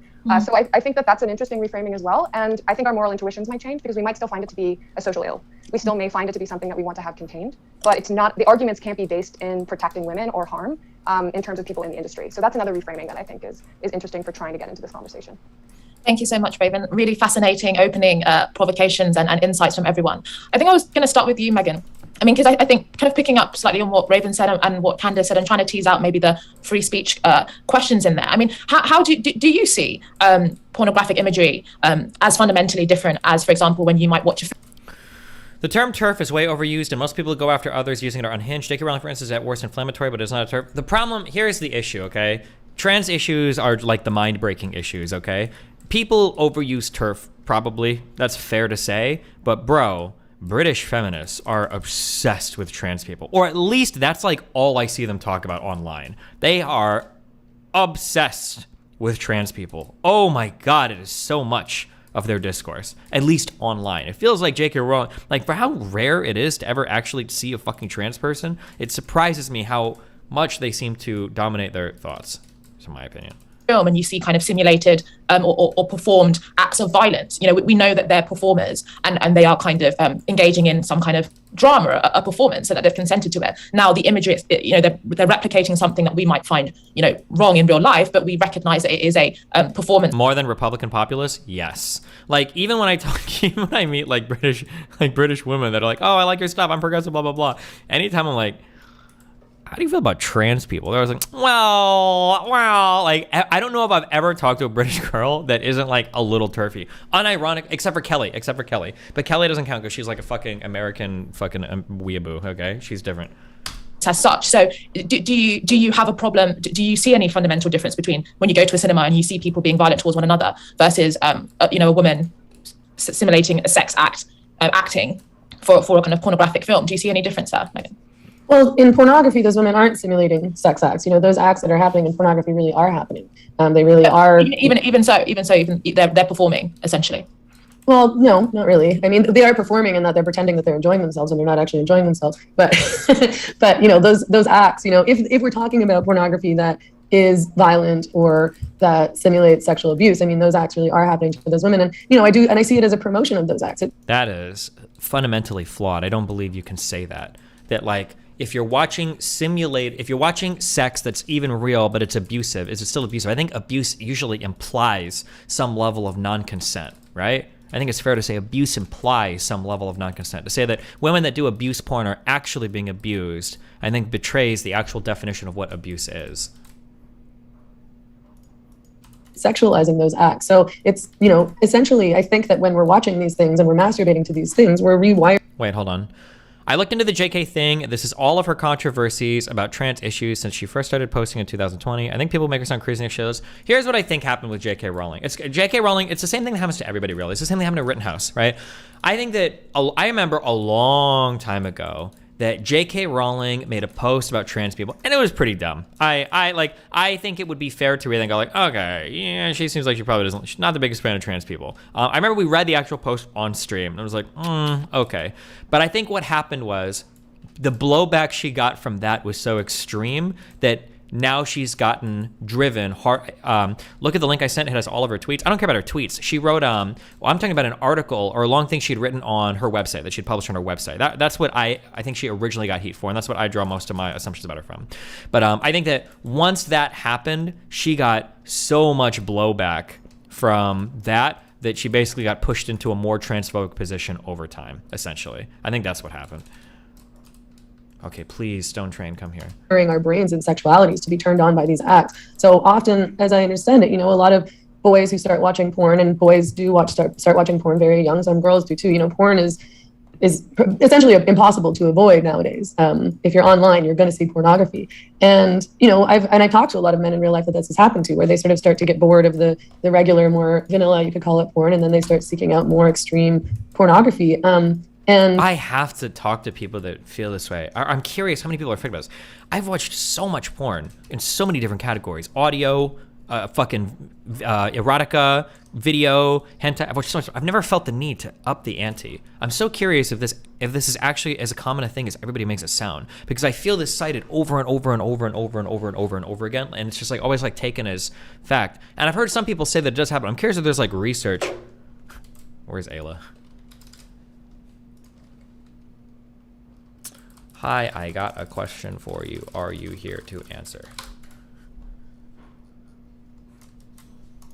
I can attest that it can happen. True. Hentai is extreme porn though, isn't it? Okay.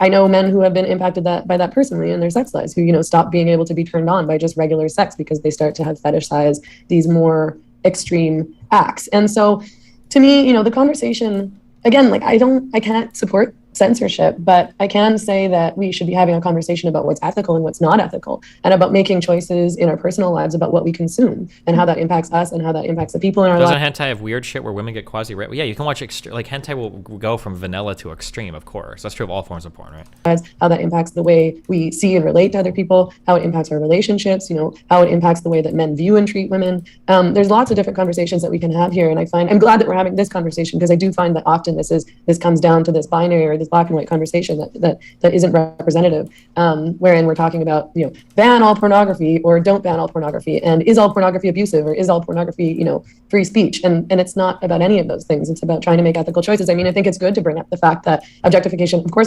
doesn't just happen in porn. It happens all over the place. I mean, when I say porn is everywhere, I'm not even just talking about literal porn. I'm talking about the pornified images that are all over Instagram, that women are promoting in terms of trying to build a following, trying to be influencers, so on and so forth, in advertising, of course, in the media.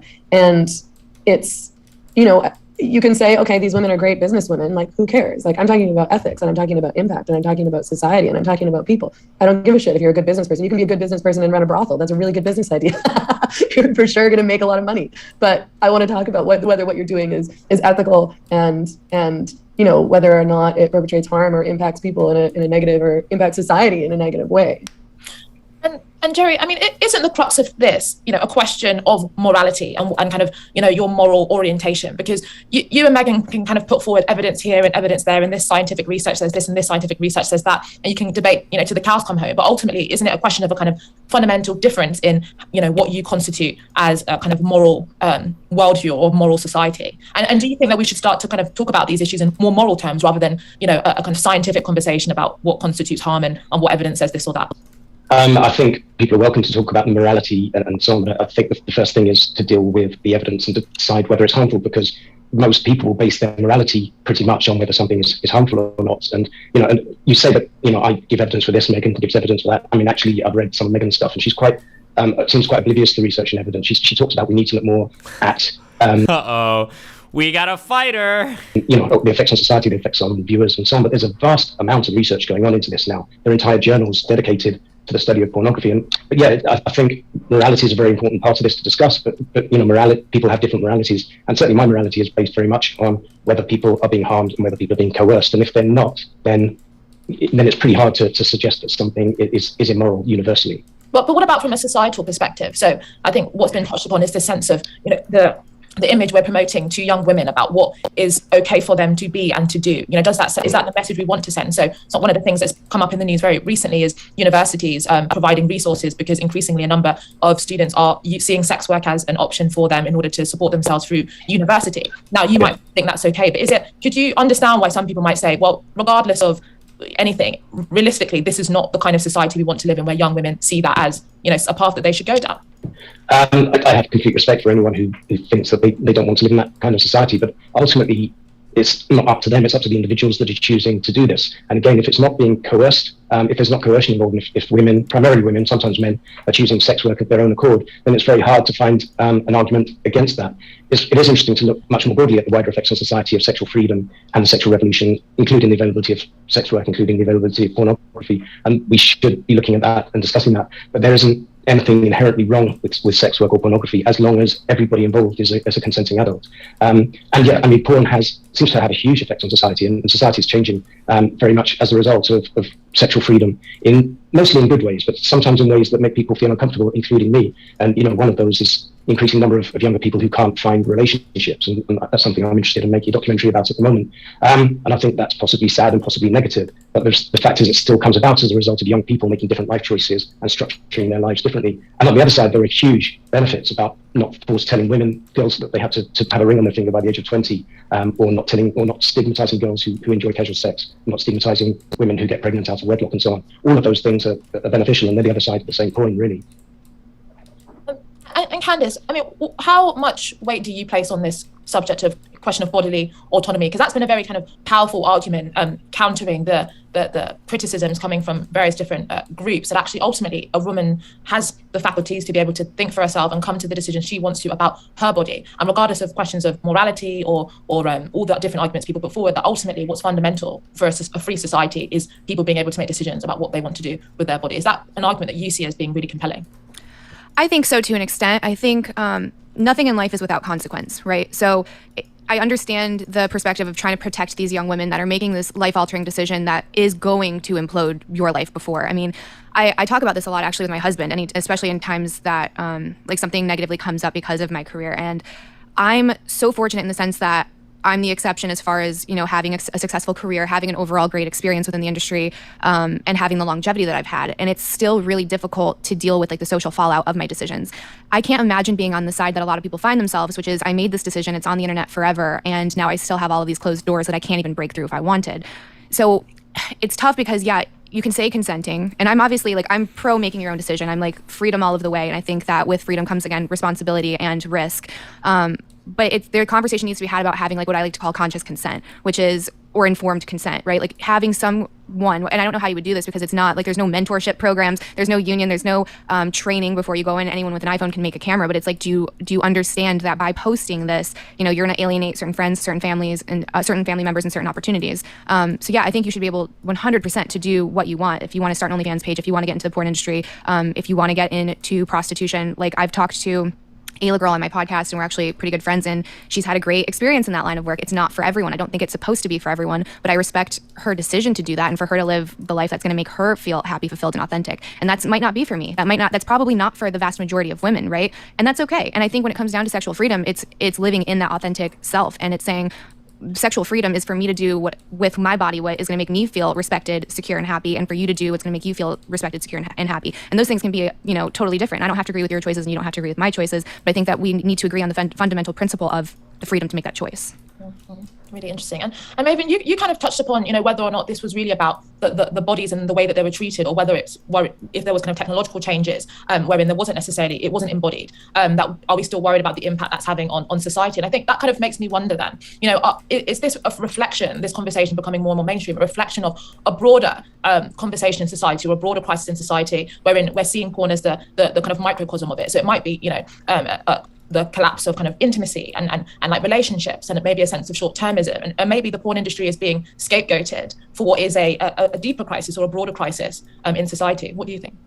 I mean, yeah, I would basically agree with that. I think that part of why people like to talk about porn is because it's explicit sex acts.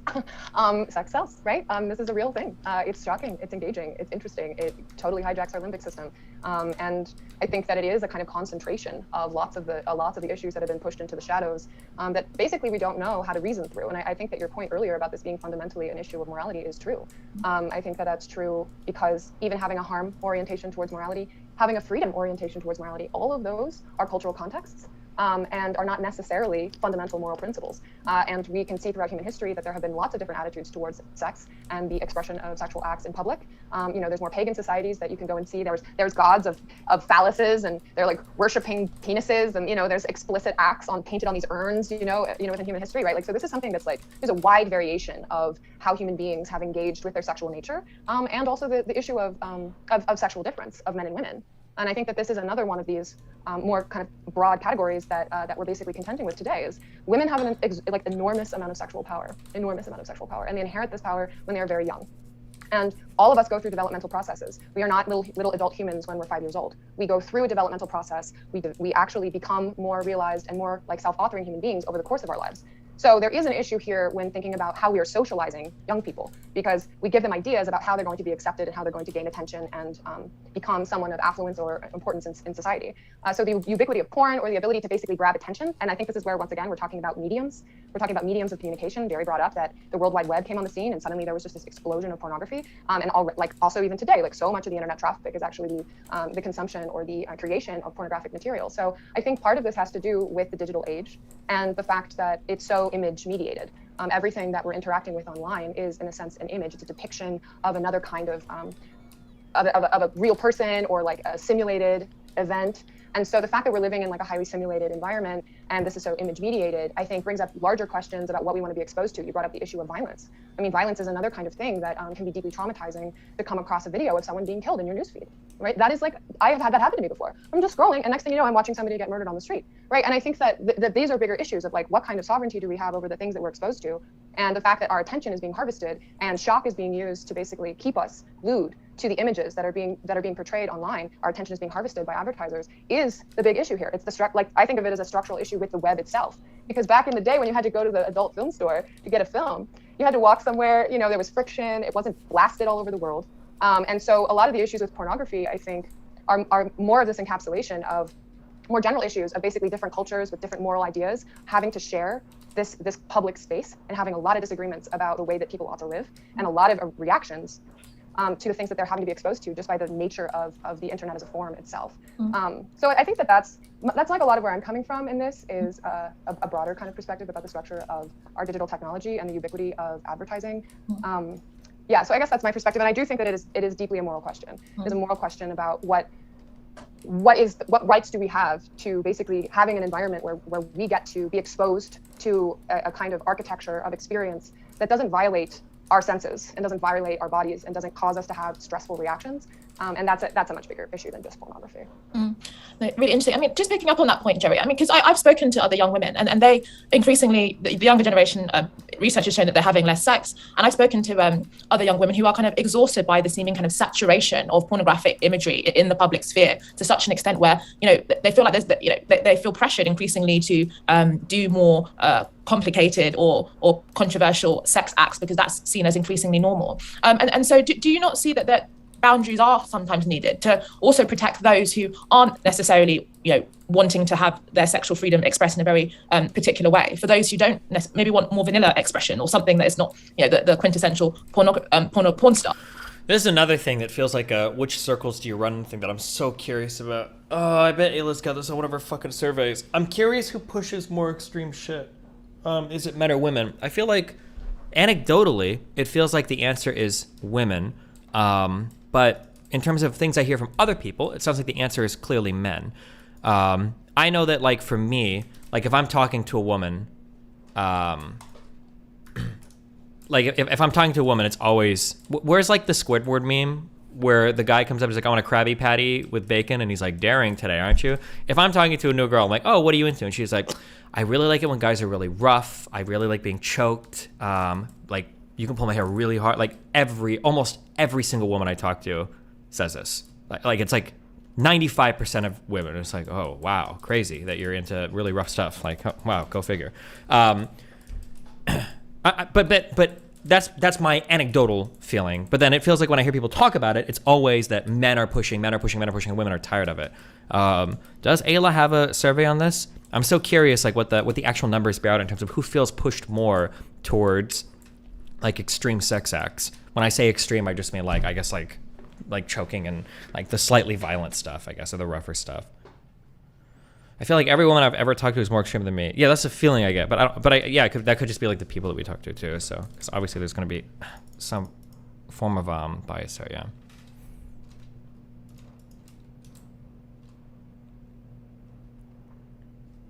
It's in her kink survey, Destiny. Link me that.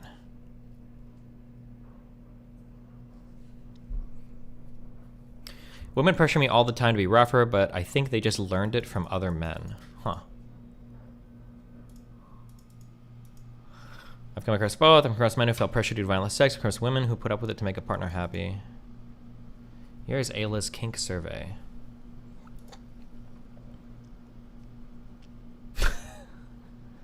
Good one, Jay Stulk. Women prefer more violent porn and other data.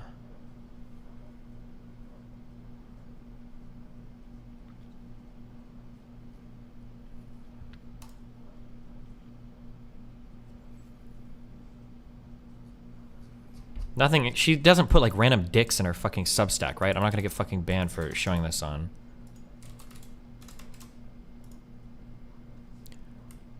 How taboo are these sexual fetishes and how much are people into them? Okay, so red, purple are more female preferred.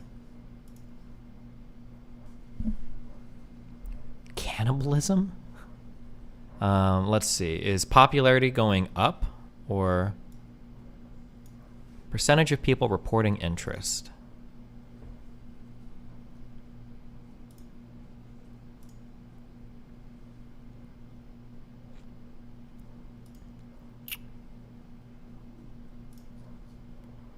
Asked to rate How taboo society viewed the sexual interest.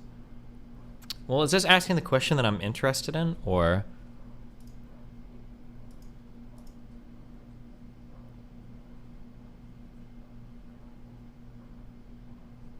Oh, wait, percentage of people reporting interest. Oh, never mind. This is what I'm looking for.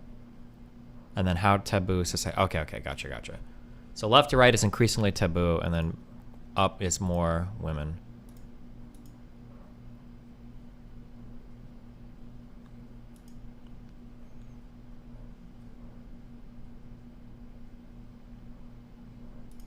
Medium bondage. I wonder what medium bondage means.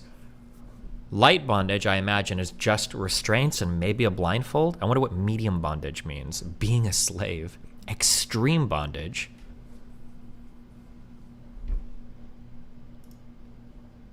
Is this graph considered, what would this be, logarithmic? So extreme bondage is being reported at like what, 30%?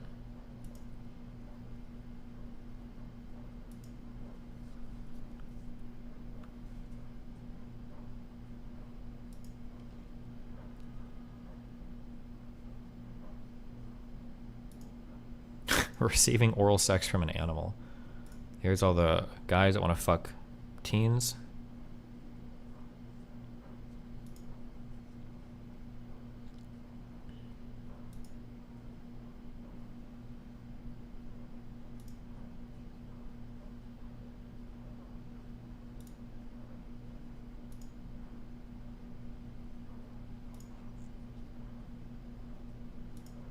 Interesting.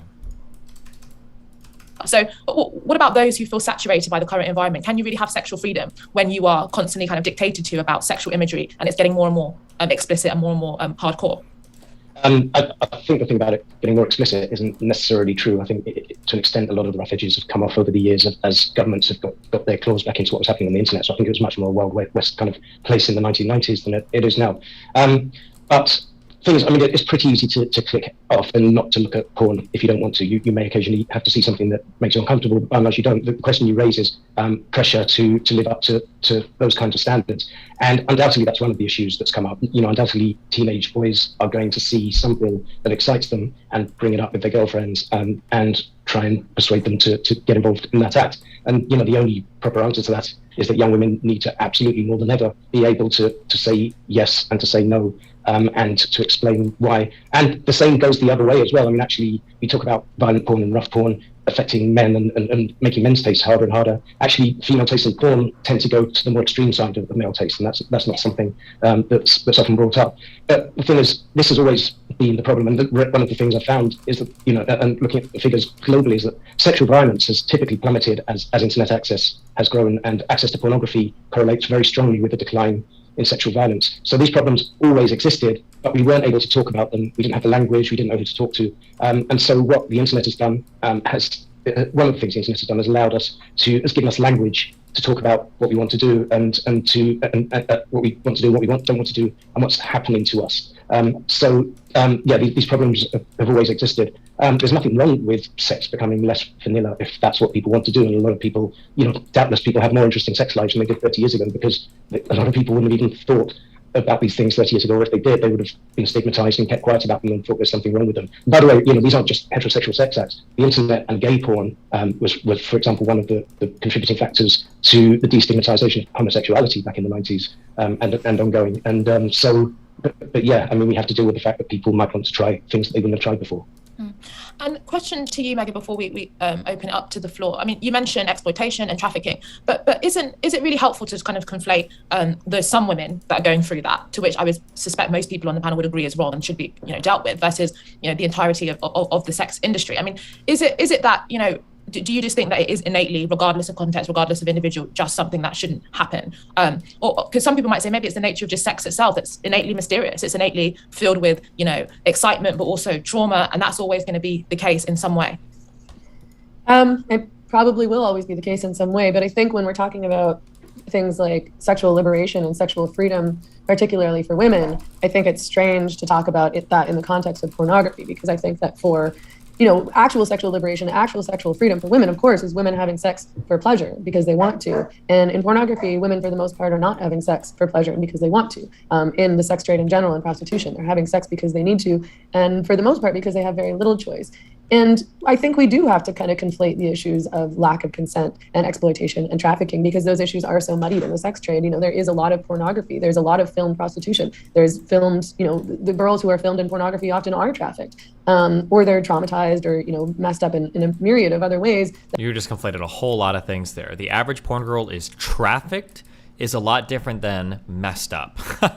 But that don't enable them to truly consent, in my opinion. I mean, if you're making a choice to get paid for sex, you're making a choice not because you want to have sex, but because you need to get paid or because somebody else needs to get paid. And I think it's strange to conflate, I think Jerry brought this up earlier, I think that this is also the arguments that I make and the arguments that some feminists make against the sex trade and against pornography are often talked about in terms of being anti-sex or sex negative or wanting to repress sex somehow. But it's not true. I mean, things like casual sex, women being able to have sex without being judged as like whorish or whatever, that's about women having sex for pleasure and women enjoying sex, and women do enjoy sex and women want to have sex. And I think pornography actually sends the opposite message. Pornography in the sex trade treats women as though they don't like sex. Like they just do it because they need to get paid. I don't want to have sex because I need to have sex. I want to have sex because I want.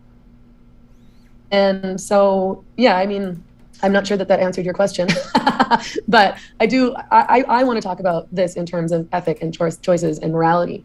And I do want to talk about it in terms of what real sexual freedom and liberation and pleasure looks like. And that's not what's being sold to us in porn. We pretend it is, but really what's being sold is sexual pleasure for men. Men use it as a masturbatory tool. And we've reached a point where, I talk to a lot of people in my real life and online and in my work about these issues, men in particular.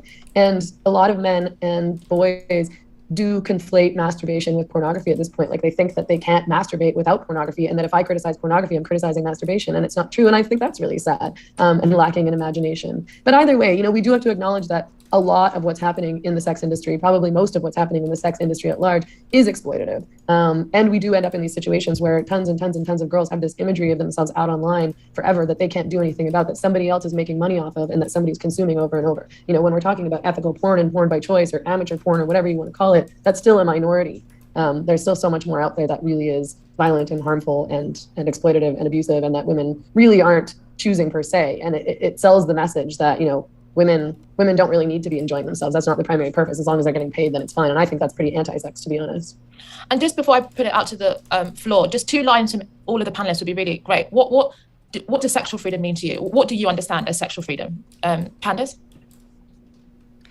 So again, I would say sexual freedom is everyone being able to make the decision that's best for them and what they define as authentic and fulfilling and sexually liberating. I know, Meghan brought up the point that most women in porn don't want to be there and they're exploited. I mean, again, I was in the industry for over a decade. That's not the case. The trafficking numbers also have no relationship to porn. So in a lot of countries, like Nepal, for example, we have a nonprofit organization that actually runs out of Nepal and it helps women and children that are specifically trafficked in that area. Porn's completely illegal there. And it's also very restricted on the other side of the mountain, which is India. So it's not a porn problem. It's just, unfortunately, it's the dark side of humanity problem. But yeah, I would say, what's right for you and what's right for me are probably going to be different things based off of our needs for significance, our needs for community, our needs for connection, all of those things. And I think sexual freedom is me being able to make the choices that are best for me and you being able to make the choices that are best for you and not throwing rocks at each other because of morality. Because, I mean, there's that joke where it's like being a cannibal is only wrong if you don't eat people, right? So morality skews across cultures and countries, and most of the ones that we so fundamentally feel are just based off of where we grew up and the people, surrounded us during that very impressionable time of our lives. So, yeah, I think it's the choice to be who you are. Thank you. And Jerry? Yeah, I think it's about autonomy. It's the freedom to do or not to do. It's the freedom to watch or not to watch. And it's also the freedom not to be judged. And actually, I've known so many women, in particular in the industry, in the porn industry, or friends with sex workers. And in every case you ask them what's the worst thing that's happened to them in their lives. And it's the stigmatization, often by campaigners that claim they want to rescue them. It's the screaming, it's being screamed at by protesters outside their strip clubs. It's being called a slut on social media. It's far worse for sex workers and porn stars when they have families and when they have children, because suddenly their kids become affected and parents shun them and all this kind of thing. So it's freedom not to be judged. And just picking up on the issue, like we hear all the time about exploitation, trafficking, and so little evidence provided, as Candice just said. And I spent a long time just trying to find out where it was, but in the end I wrote a letter to Object, which is one of the anti-porn feminist groups in the UK. And I said to them, look, every time I meet you in university debates, you say you've spoken to this woman, you've heard this story, and you've heard all these terrible stories about things happening to women in the porn industry. Why don't we go to the local police station together, bring these stories, let's go to the police, I will help you hunt down the people in the industry responsible for this. And of course, they never replied. So it's very hard to actually find these cases. And of course, there are cases of exploitation and trafficking, it doubtless exists, but on the scale that it's claimed by the anti-porn and anti-prostitution campaigners, it's very hard to find it. Thank you. Okay. Raven, what does sexual freedom mean in your view? Yeah. Well, I mean, it feels very contextual in terms of like the way that we kind of think about morality within our legal system. So, the kind of punishment, the kind of crime and punishment method, the creation of a kind of bureaucracy that happened with industrialization and the kind of enclosure of human behavior, basically start like people who were engaging in homosexual acts. Alan Turing was castrated by the British government, right? Like there was all of these kinds of extremely horrific things that happened to people. Okay, listen, I love this woman. She seems fine, but she always wants to make this conversation way more broad than like anybody else is like having the conversation. Who were engaging in perverse sexual acts during this kind of like wave of industrialization and the increased power of the state. So I think we are dealing with an issue of basically state intervention into people's personal lives, whereas more traditional societies, there just really wasn't as much surveillance on people's day-to-day lives, and lots of people discovered how to have anal sex in human history without having to watch porn, and people were doing all sorts of things, and because people are people, right? And now the situation is we're apes with cameras and we're spreading images of ourselves having sexual experiences all over the internet, and that gets us attention, and it makes us feel aroused and kind of engaged in these sexual acts. And so, I mean, I think we're talking about a particular kind of government, of a kind that now is even more of a surveillance state. So the issue of sexual freedom is also connected to just how much influence and how much power the state actually has over our day-to-day lives. And so sexual freedom, I think, is in a way of protecting individuals from repercussions from the state, and basically being accused of doing criminal acts, actually criminal acts. And I think that's a very particular context to be in, because the question of how we want to live our lives is different. That's a different question, right? There's lots of different ways for somebody to self-author and to decide how they want to have sex, how they want to engage with other people, whether or not intimacy and sensitivity and openness and that sense of belonging and interconnection is the more important thing for them, or if they're interested in kind of going down a path of shock and fetishization in their sexual lives. And these are actually very polar opposite things, right? If from a sensory perspective, from a body perspective, the experience of like making oneself open and vulnerable is if you are going to get hurt in that experience, that's going to be traumatizing for you. But I think that's all kind of inside of the bubble of sexual freedom. Like we're protected to kind of have those conversations and questions by this like buffer that allows for many different kinds of ways of being to be expressed and explored within the context of our society. So I think the legal question, and the kind of status of sexual freedom within the perspective of like literally the judicial system and what things we have the right to do and what things we can be criminal liable for is one thing, but the way of living our lives is a totally different question. And I don't even, just personally, I don't think of my sexual life as being related to sexual freedom conceptually. So I think that those are kind of different issues. And I think that's where the morality question comes in. We are confronted with this question of how do we want to live our lives, and how do we live along with people who have completely different ideas about what a good life is when we're all having to crowd in the same environments and compete over the same kinds of territories. So I guess that's my perspective on it. I think it is really. I don't think her points are like wrong or dumb or anything. It's just she's just very, very, very broad. Frame the question in this way. Thank you, Raven. Really interesting. And Meghan, just quickly, what does sexual freedom mean to you? What do you think about it? And then I'm going to open it up to the floor. So please put your digital hands up, and then you'll be picked. I mean, I think that I talked about it a little bit before, but I think that I do think it's about autonomy, and I do think it's about making whatever choices are right for us, and also feeling empowered to say no or yes to whatever makes sense for us in our own lives and to whatever we want. And I mean, it's hard to talk about sexual freedom in this context because girls are growing up in this pornified world where they're learning that what sex is what they're seeing essentially in pornography. And again, I'm talking partly about literal pornography, but I'm also talking about the pornographic images and the pornographic content that are all over social media, that are all over Instagram, that are all over Twitter, that are in advertising, that are in the media, and learning that this is what it looks like to be a sexual being.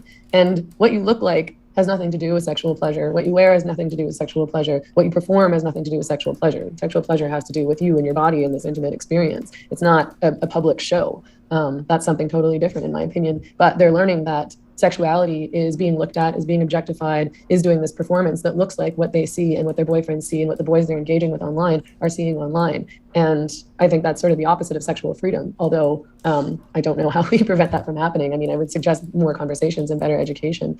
But, you know, at the end of the day, it's about pleasure. It's not about having sex because you need the money. It's not about having sex because you want attention, because you want validation. It should be about true, genuine pleasure and, you know, mutual respect between partners. If you're having sex with another person, you know.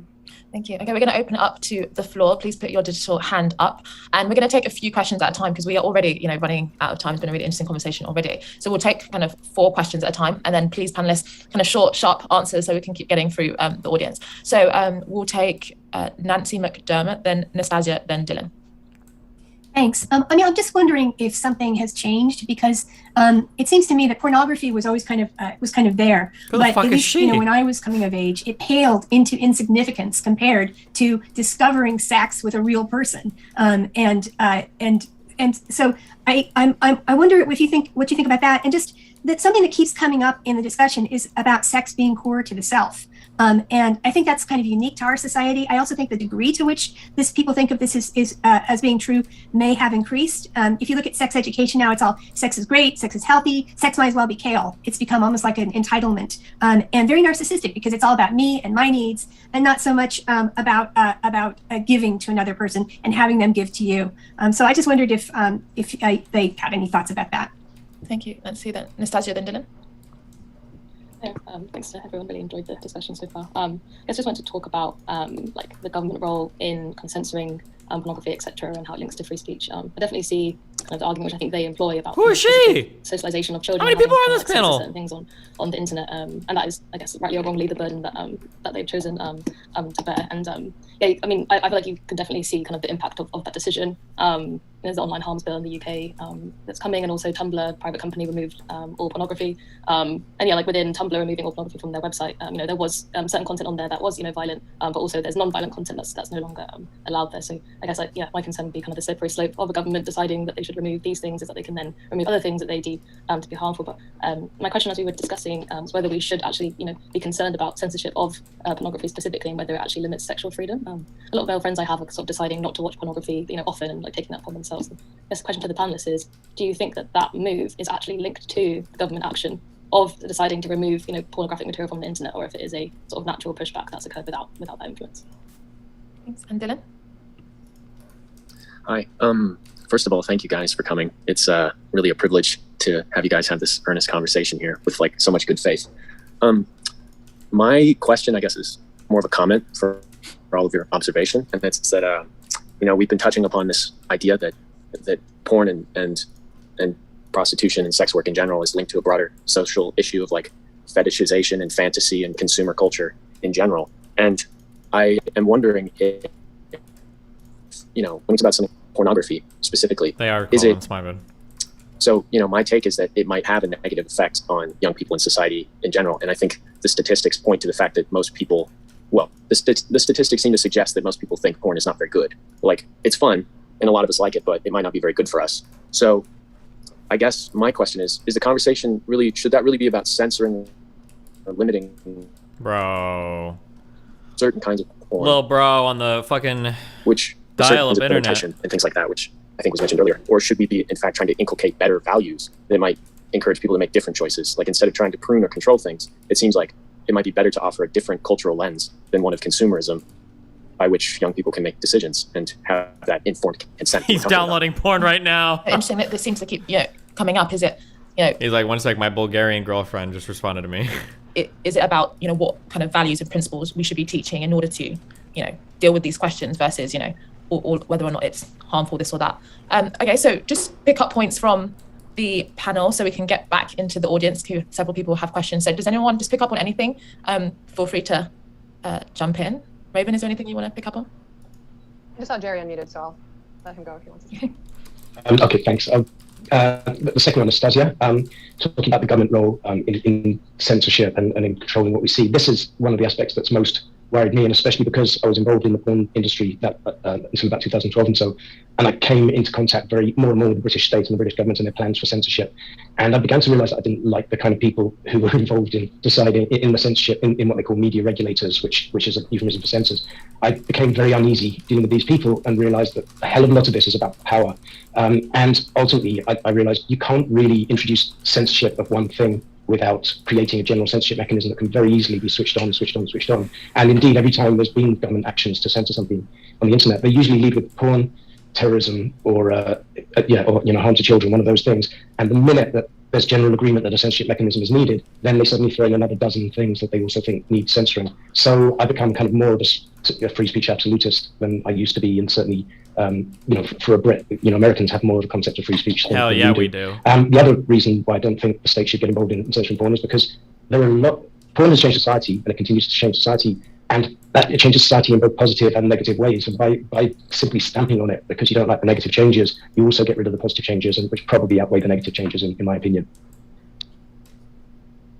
Feel free. Does anyone from the panel want to pick up? Yeah, I would just pick up really just from what Gary said. I think that this is a really important point, that the government itself is also using the same techniques to shock people and try and get their attention, using pornography, using the exploitation of children. Like, this is a rhetorical problem in our society because of the intensity of which we're having to attract and basically capture people's attention. And morality is often used as a way of capturing people's attention and basically freaking them out and getting them invested in certain kinds of political projects. And so I think that, like, the criticism of pornography as, kind of corrupting or basically, hijacking people's attention, using shock value, the government itself is using the same exact tools in order to compete with advertising and other forms of attention harvesting that exist within our society. I also would say that I agree that basically a free and open algorithm, a strong stance against censorship is extremely important within this political regime, because can we really trust the people who are the ones controlling the leverages of regulation in our society? Do we feel that sense of trust with our government? I think you can make very strong arguments that our best interests as a public are not being served. I'm from the United States, so that's my particular political context. So it's maybe not an issue of the kind of fundamental status of censorship or the fundamental status of pornography, but rather the historical context we happen to be in and the regime that we happen to be living under, and whether or not we want to invite greater surveillance and greater censorship as part of our political projects. I would also like to respond to the first woman who spoke, Nancy. I think what you're talking about is a broader social critique, which is basically like, what are the values? Dylan also spoke to this as well. What are the values in society that we're holding up? I think personally, if we're thinking outside of just the political context or the pornographic context, we as a society are facing moral questions that our ancestors just never had to confront. We have to confront so many different kinds of ways of living, all these people sharing the same spaces. We have to live with 8 billion people on the planet. That has never been a situation before. Our actual context and the moral quandaries that we're having to deal with are not consistent with human history. And so actually this is a philosophical and moral question that goes beyond legislation. And I think that, if we want to have that conversation, that's actually outside of the context of whether or not this is about censorship or not. This is about ways of living. And I don't think that this will be the same in every single place. I think that everyone there will be a kind of, postmodern or kind of polycentric or kind of like many interpretations and many ways of people clumping together around certain ways of life that we may see coming into the future. And that actually the ability and the protection of those things to emerge and arise organically is necessary. And so if the government is actually protecting and nudging certain things, I think that that's something to be concerned about as a political project. But the question of whether or not pornography is like a way of socializing oneself as a sexual being, whether or not it creates healthy sexual environments, is a separate issue that I think Nancy and Dylan were both touching on as being greater value-oriented problems and community-oriented questions. And yeah, I would. Sorry, am I interrupting? Go, Megan. Yeah, I would agree that it's, for me, I'm more interested in the moral and ethical implications of producing and consuming pornography over the government censorship question, because I don't trust the government to determine what should or should not be allowed on the internet or be allowed to be produced. Again, I do think that the government should enforce the law, so I tend to be confused as to why, in places where paying for sex or profiting from women selling sex, so things like brothel owning, and I think those kinds of laws obviously could and should be applied to pornography. I don't want men making a bunch of money off the sexual exploitation of women, period. But yeah, I know that a lot of boys and men are making the individual choice not to consume porn, mostly for their own well-being. I think a lot of us know that pornography is super misogynistic and super degrading to women and super unethical. And then, people make the choice to use it or not use it anyway. But to pretend as though we don't see that, I think, is dishonest. And so I think a lot of people will think about the impact of consuming this imagery on their brains, on their sexualities, again, on their relationships in terms of how they relate to women and girls. It's just this constant barrage of these hugely, highly sexualized graphic images. I think, it feels like eating junk food. Like, I don't think it really feels good. And I think it would be hard to argue that consuming pornography, especially in large amounts, is good for us. I think we know better. It's and good. so, And I think so it no, feels I don't good. think that people are making the choice not to use pornography because of government intervention or censorship. I think they're making the choice because they know that it has a really negative psychological impact on them, and it has a negative impact on their sexualities and sex lives.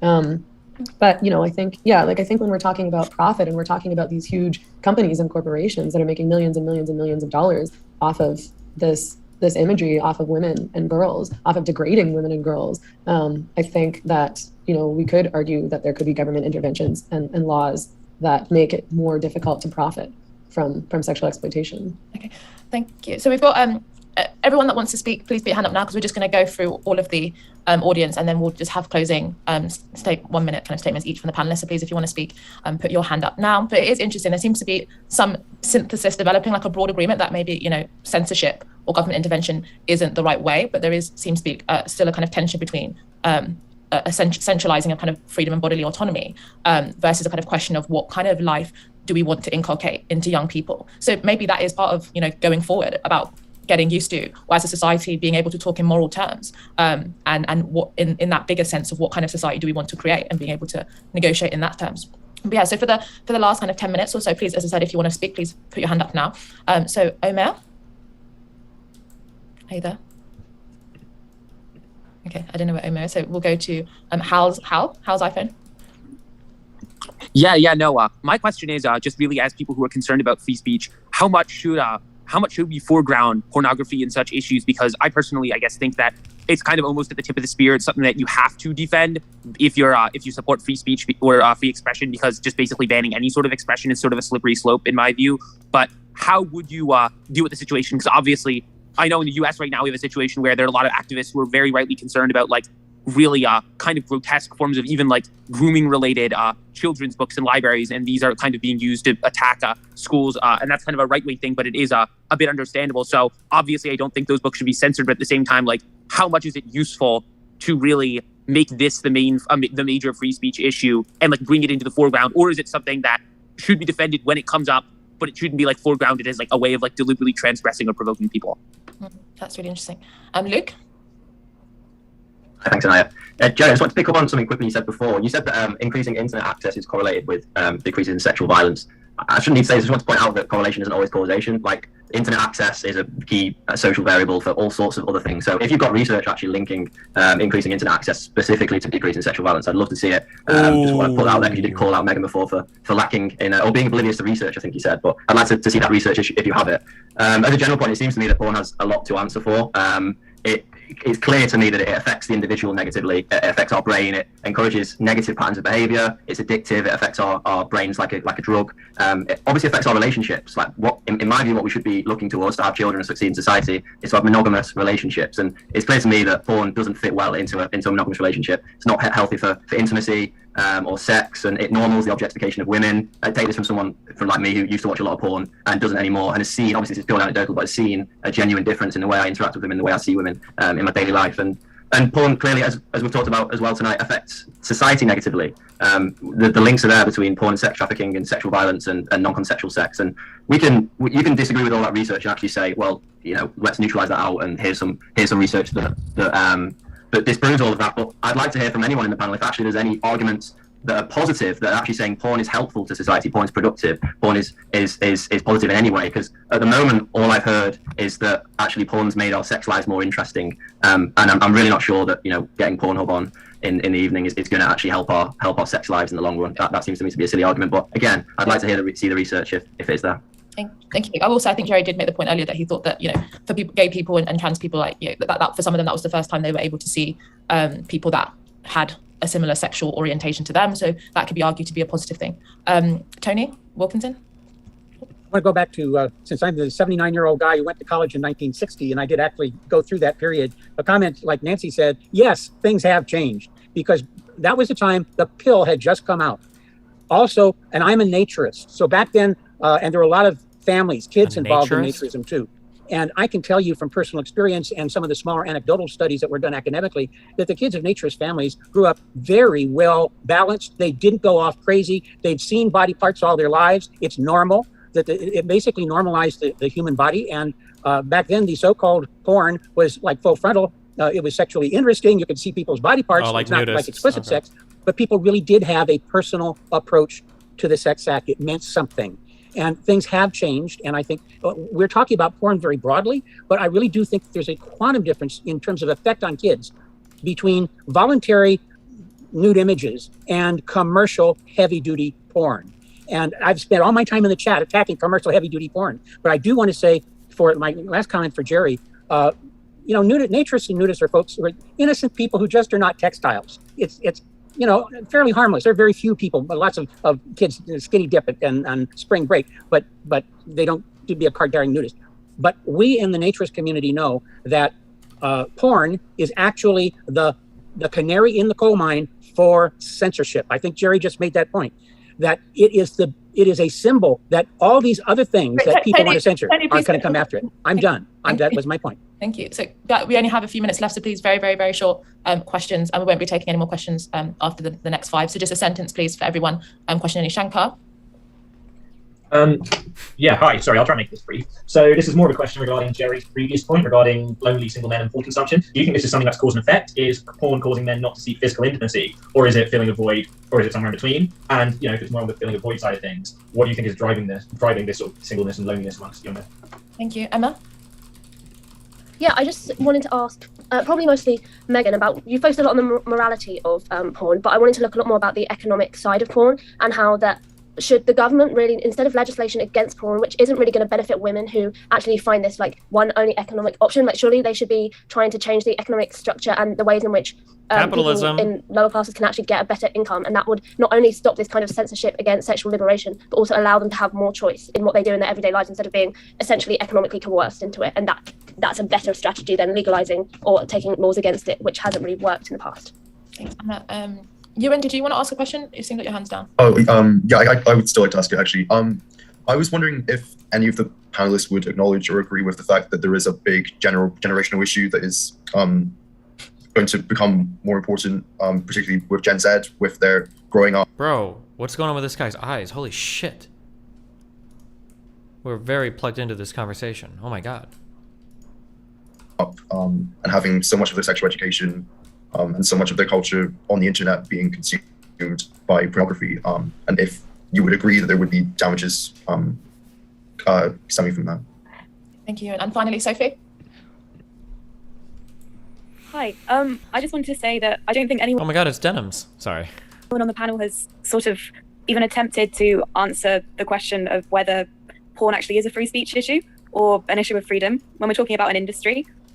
Jerry's argument so far in favor of not regulating porn or not censoring porn, however you want to put it, is to say that porn isn't harmful, which seems to imply that it doesn't fulfill the harm principle that JS Mill obviously established, and that's why we shouldn't curtail it. But we haven't established that porn is speech. In fact, it clearly isn't speech. It doesn't convey any idea or content or sort of have any meaning or value or meaning in its content.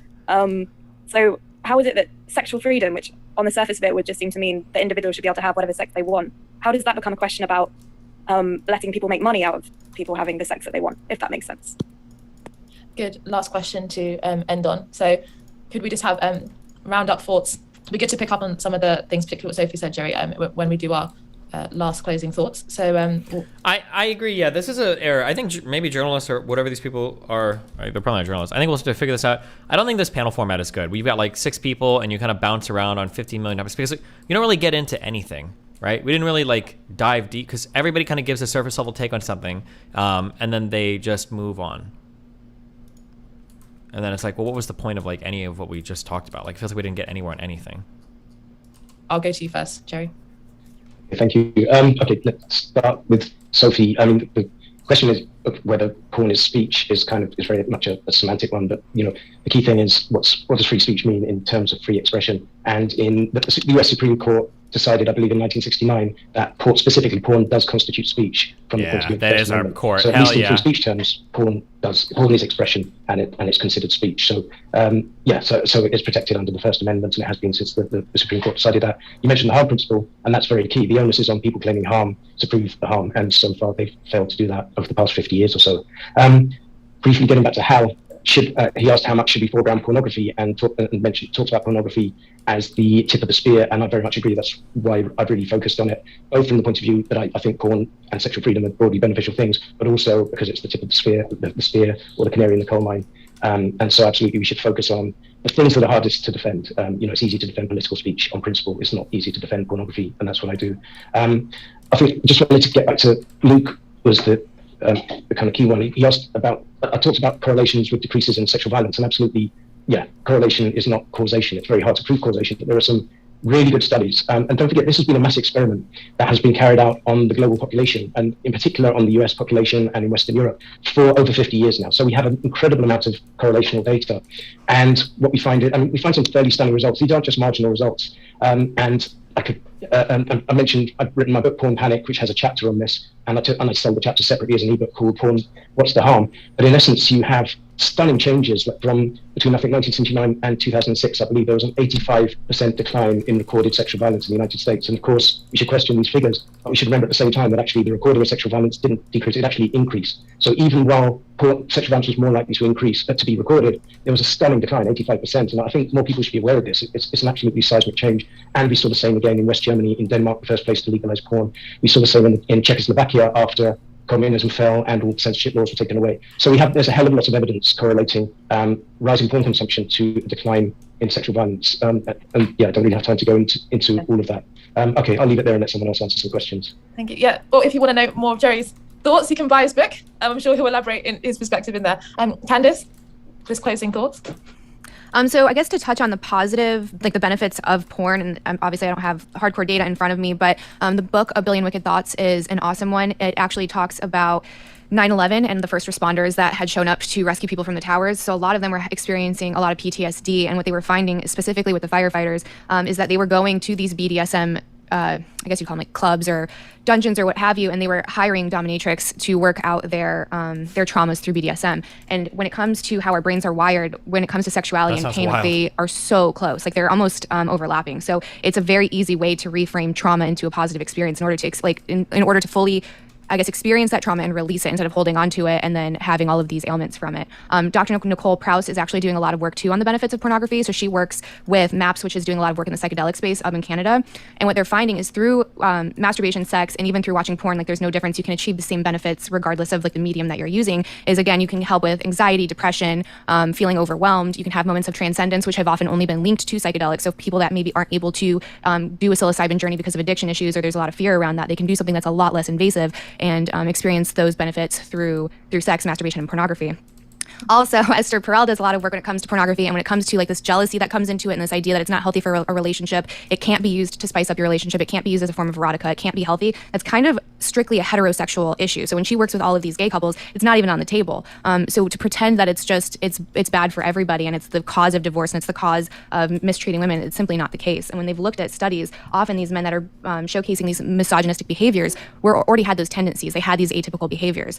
So yeah, it's really hard to say this is the cause and this is the effect. You can find the relationship there, but most of the studies have suggested that that behavior was there prior to porn. So yeah, I would say it's really easy to point your finger and say that it's inherently bad and there's no benefit, and it's just wreaking havoc on society. But if we start to police everything that has a potential negative consequence, then we're going to be censoring everything. We're going to be putting guardrails on everything. So you have to look at the negative impacts of tobacco, of alcohol, of divorce, right? Like these things, I don't think anyone could argue have a bigger negative impact societally than watching porn, right? So most of us can have a couple drinks, most of us can watch a couple videos, and it's not going to be a problem. And then there's a small percentage of people that don't have that accountability or that self-regulation, and it becomes a problem. So I think when we narrate this thing because of that small percentage, it's very dishonest.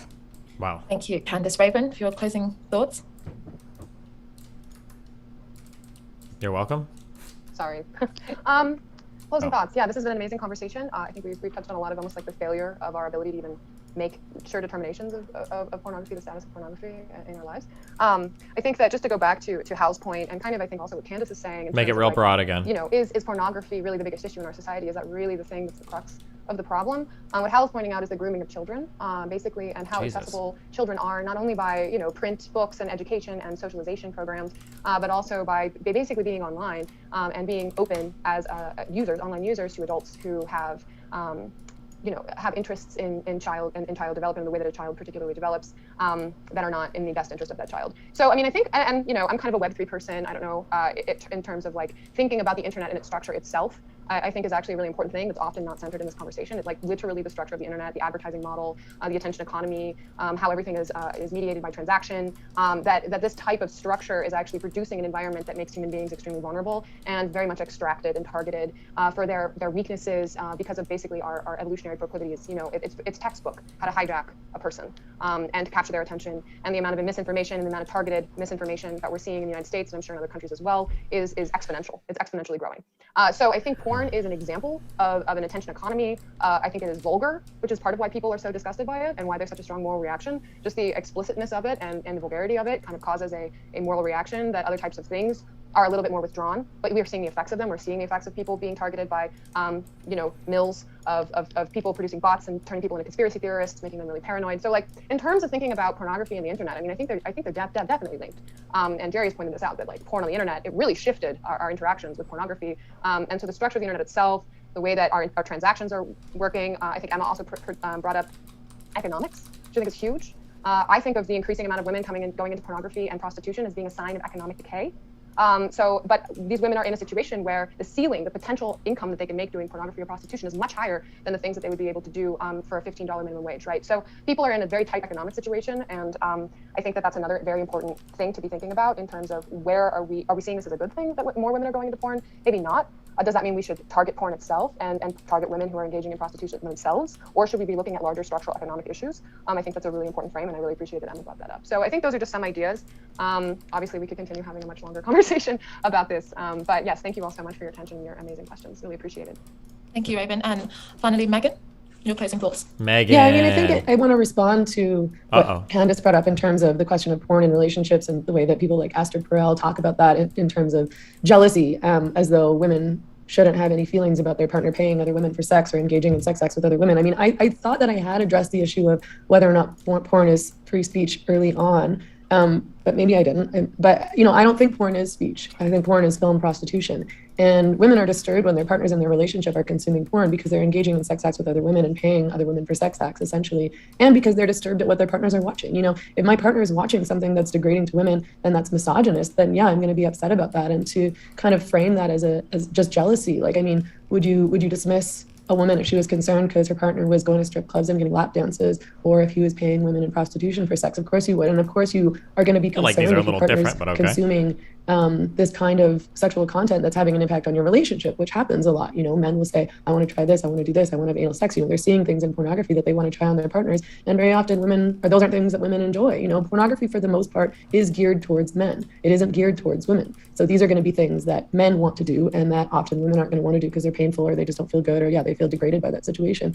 And so I guess I feel frustrated when we tell women that they should, you know, just put those concerns aside, or that they shouldn't, you know, if you do feel inherent disgust at pornography, I think there's a totally valid and good reason for that. And I don't think you should try to quash that. And I think that men who are in relationships with women who are upset by their porn use or concern should treat their partner with respect and care about how their partner feels in a relationship and in terms of like how they feel about their sex life and what they're consuming and how that impacts their sex lives. I mean, it's like, just because like a man watches porn, women are supposed to accept that and be okay with it and pretend that it doesn't matter and that man is entitled to do that. I think that's a horrible approach to relationships.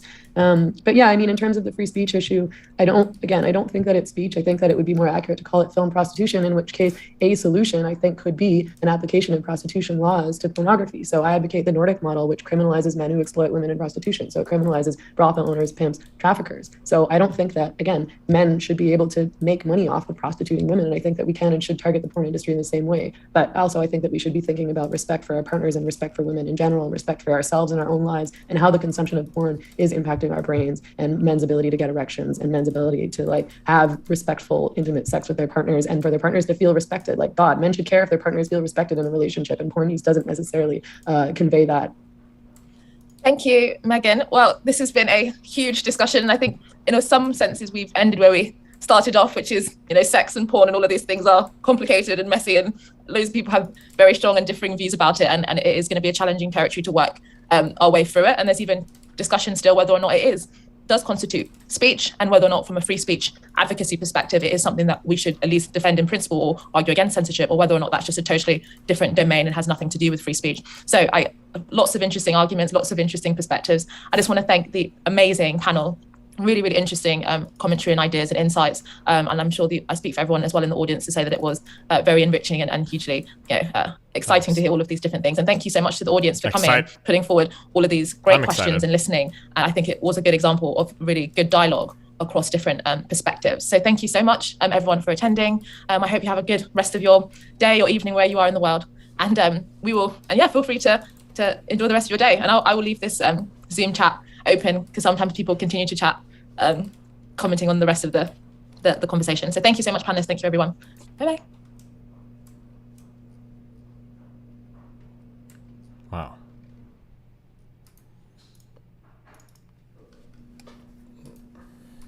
No, that's what I call a meme.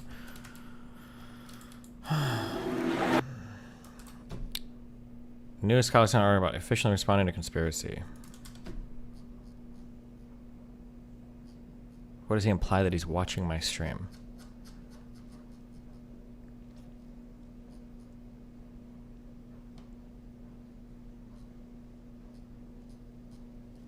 Maybe we'll read this tomorrow.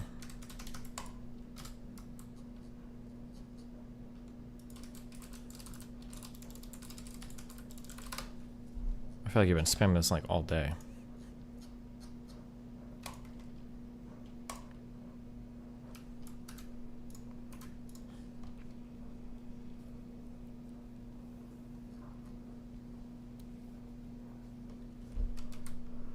Okay, fun stream is over.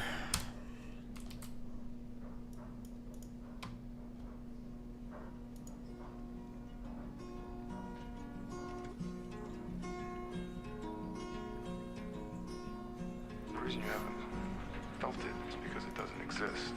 What you call love was invented by guys like me. Is that right? Are you sure about it?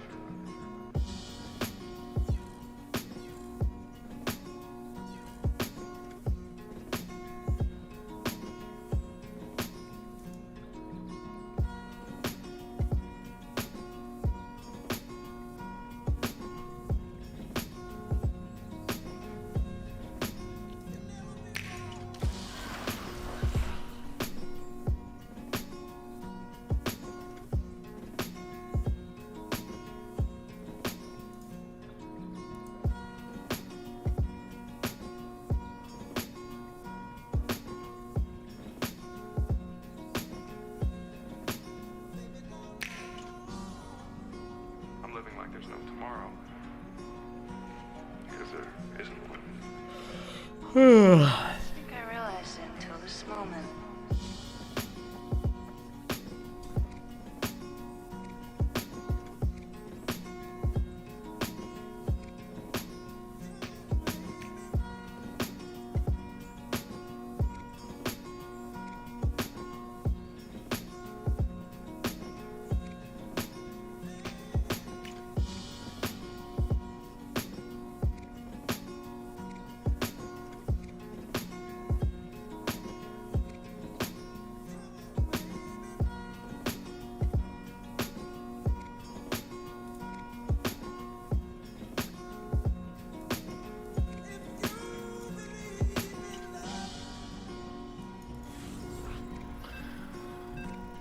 There's no motherfucker who know the Meghan girl is. Destiny's spinning a chat by the name of Meghan. She's the one that debated Ayla. And then Ayla did a interview with Lex. And then this Meghan girl's like obsessed now with talking Ayla on Twitter. She's funny. And then I saw, because I follow Ayla, I saw some of her tweets and then I started bugging her. And then we agreed to do a conversation.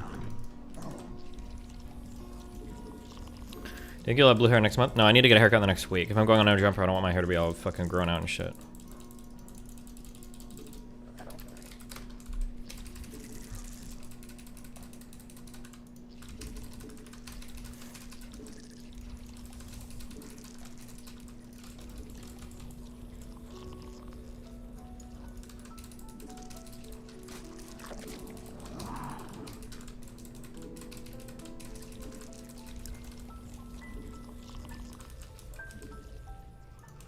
Sorry, back to normal?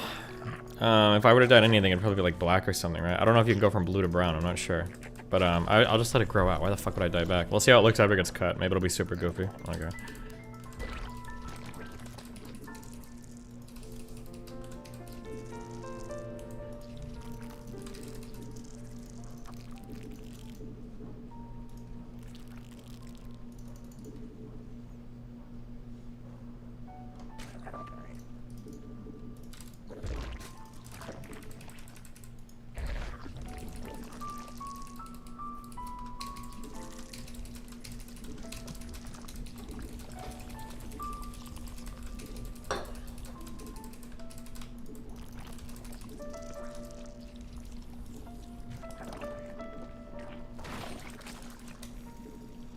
You gotta stop dyeing your roots? I don't really dye my roots. I use a semi-permanent blue conditioner, but my guess is that probably doesn't affect my roots almost at all. I think it only fills in hair that's already been bleached and has been dyed a certain color. Like if I use that semi-permanent conditioner on my normal brown hair, I don't think it would do anything. Or it might make it a little bit bluish, but it'd probably rinse out like the next day. I think that'd be my guess.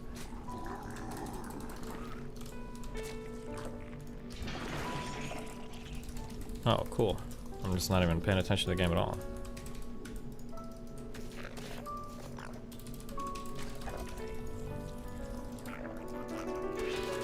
Hive cluster under direct assault.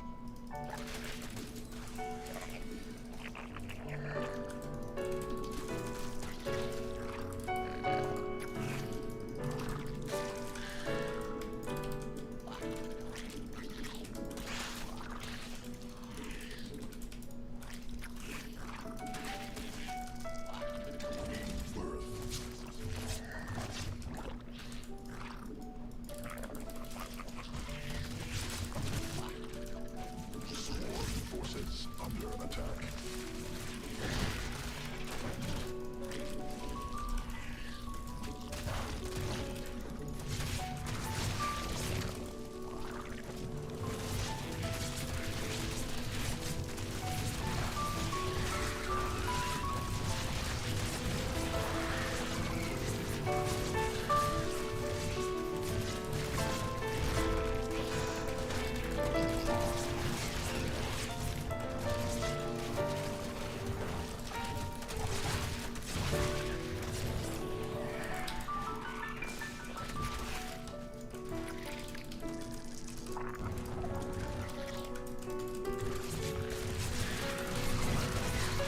He really... I think I just lost because of that unintentional block.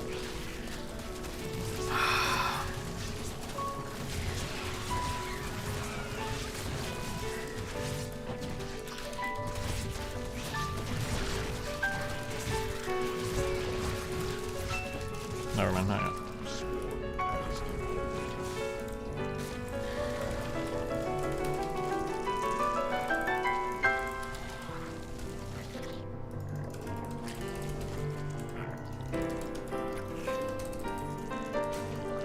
No, I think I did lose. I lost because of the block. I shouldn't have tried to put it down there, I knew that.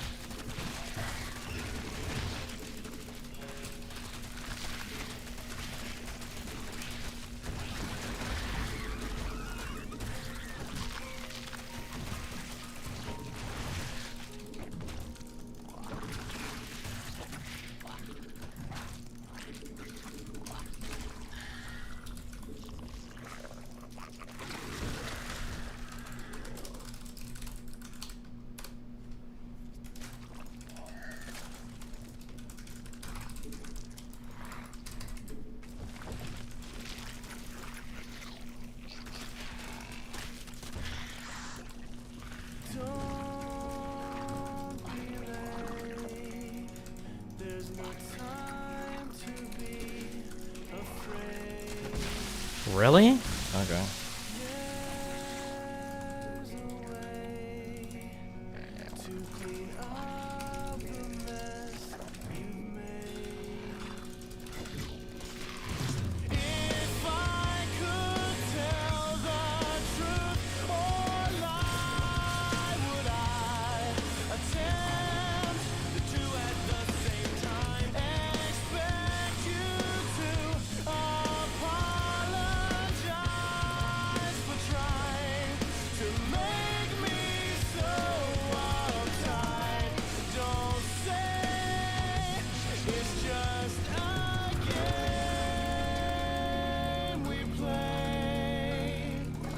Can't lose the taste. Stupid. If you regulate how the blood is pumping through the veins from my heart into my head, in time, this blood supply will change me from red to white. Every thought that you know I'm thinking may as well be the knife stuck in my back. This taxing fever makes me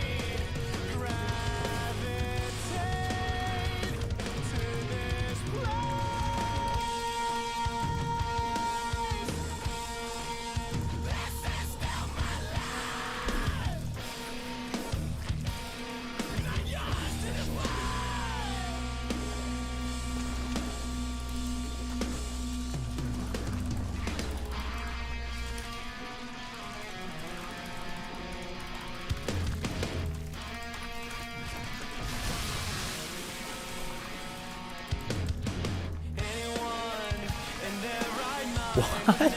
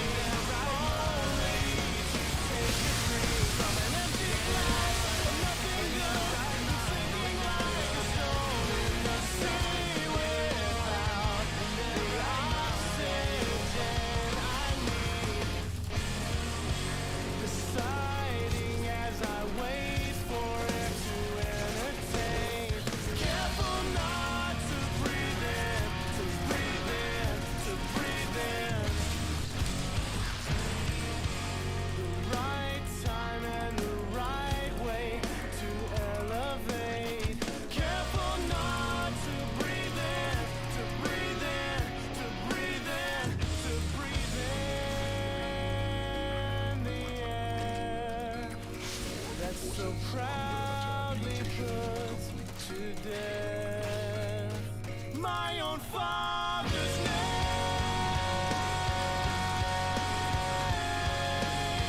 I remember when your hand started shaking. There's a better way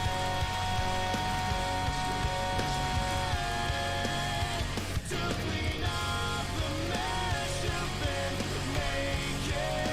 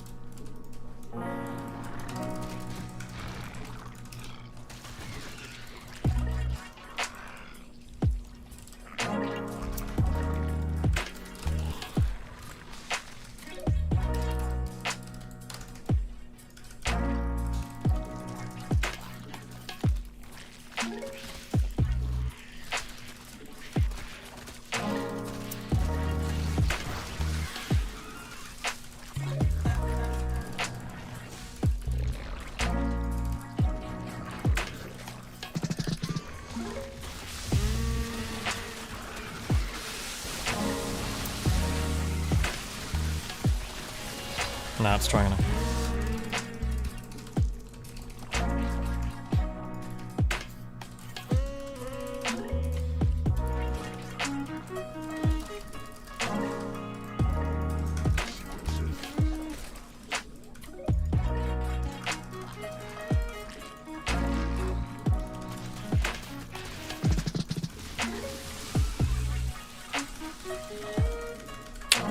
Even with upgrade advantages, I think I need way more links for this.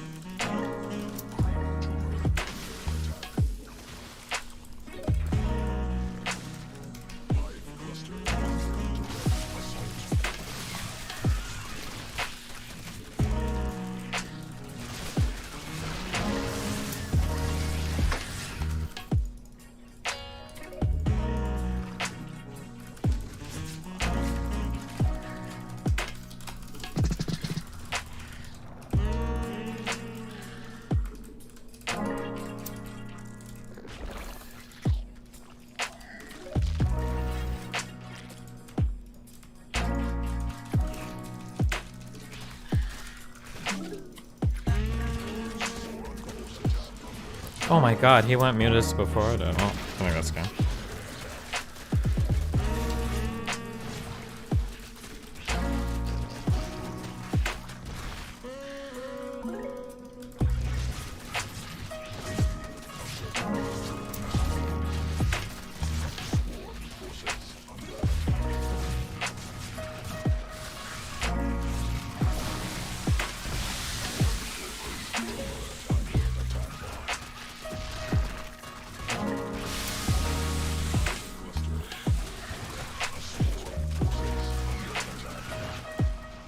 I should have built spores, actually. I might have been able to survive. Or I might have been able to base race if I built some spores.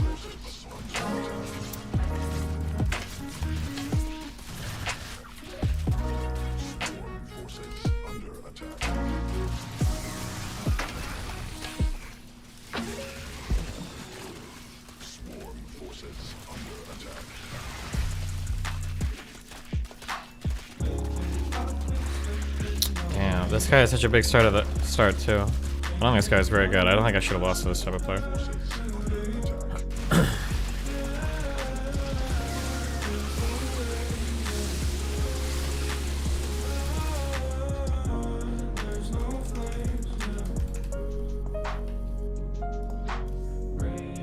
$440 JP.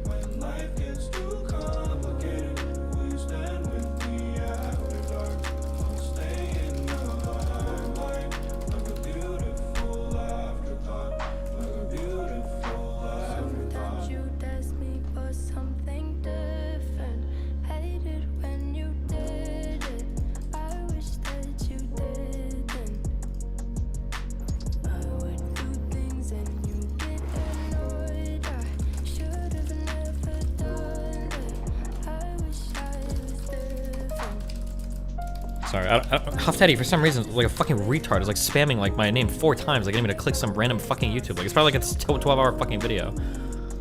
Well, I'm in like the middle of the game. I have no idea why people do this. It literally is a 4-hour fucking video. It's fucking so stupid.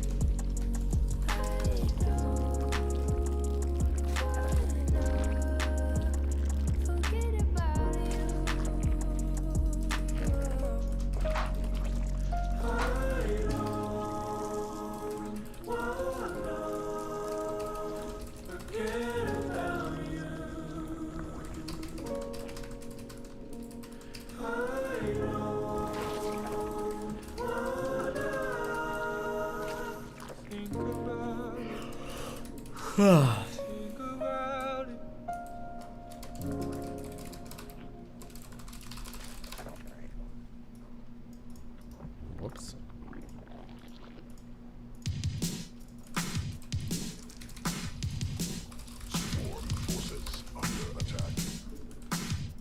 Why?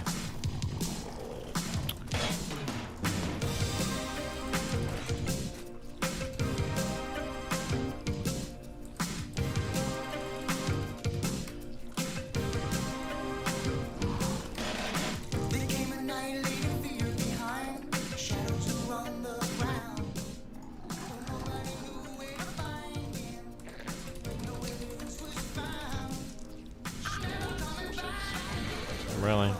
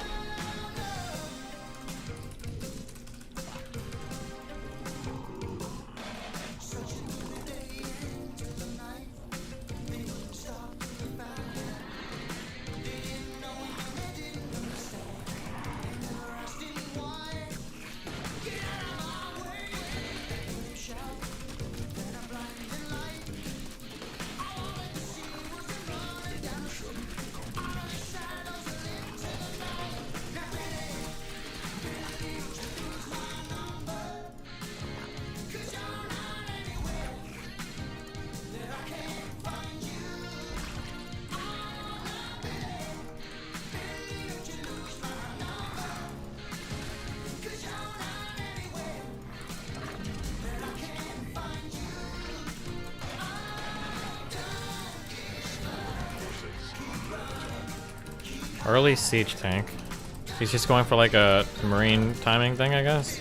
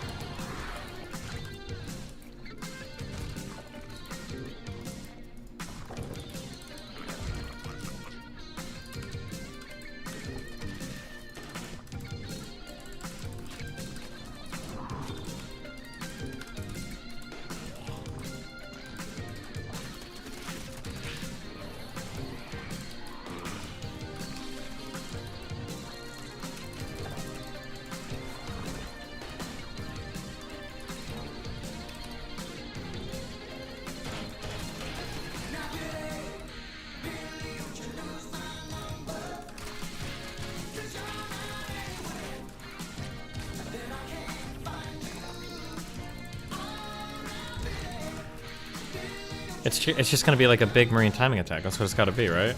Marine tanks.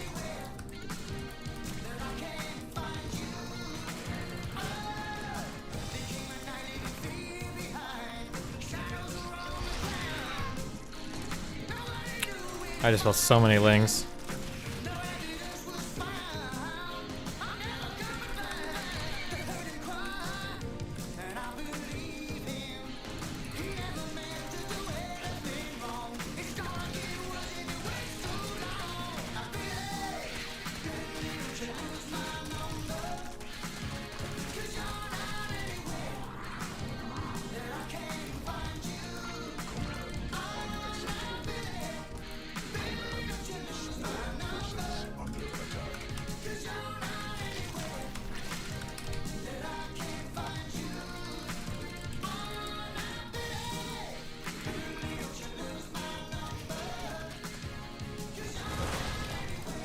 Is he just like super uber macroing? Because if so, I just wasted so many fucking resources. I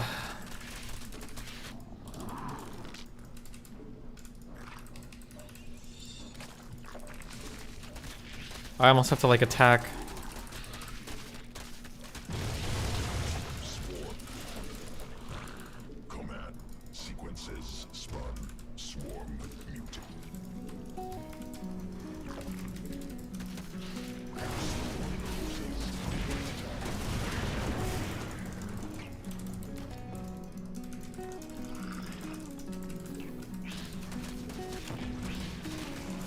He's just super macroing. I just wasted. I think I lost this game.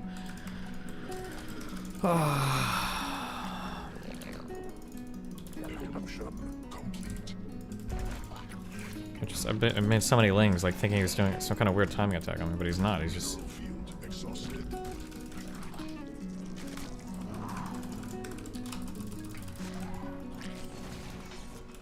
Like, what is this?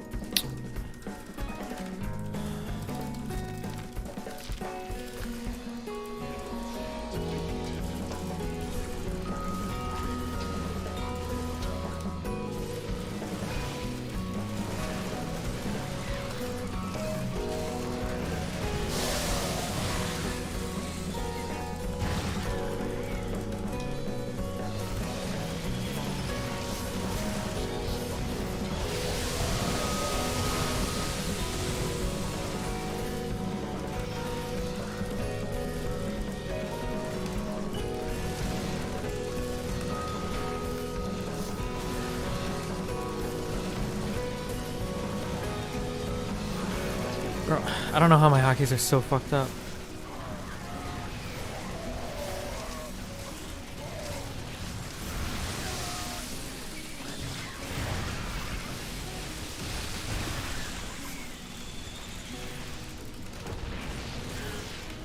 Here.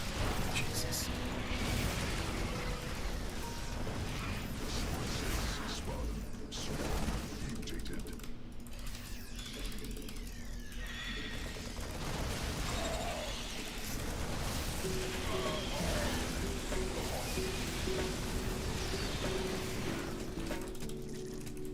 No.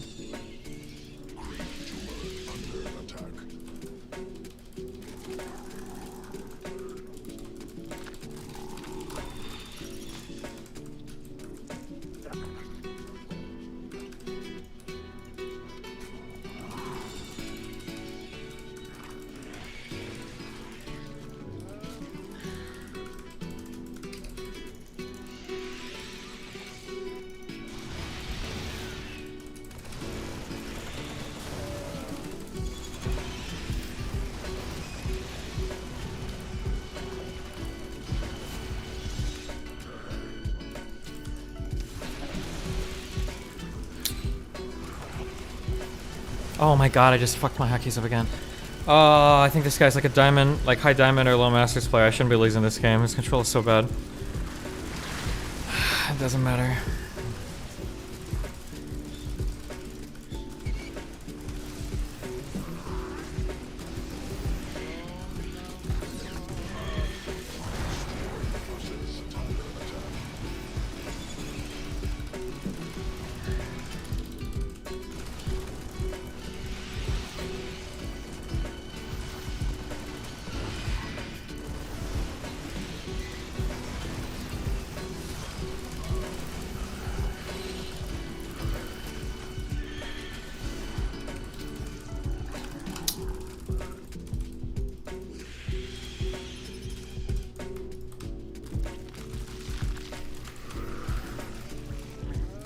probably on 6 spaces? What are you typing? Okay.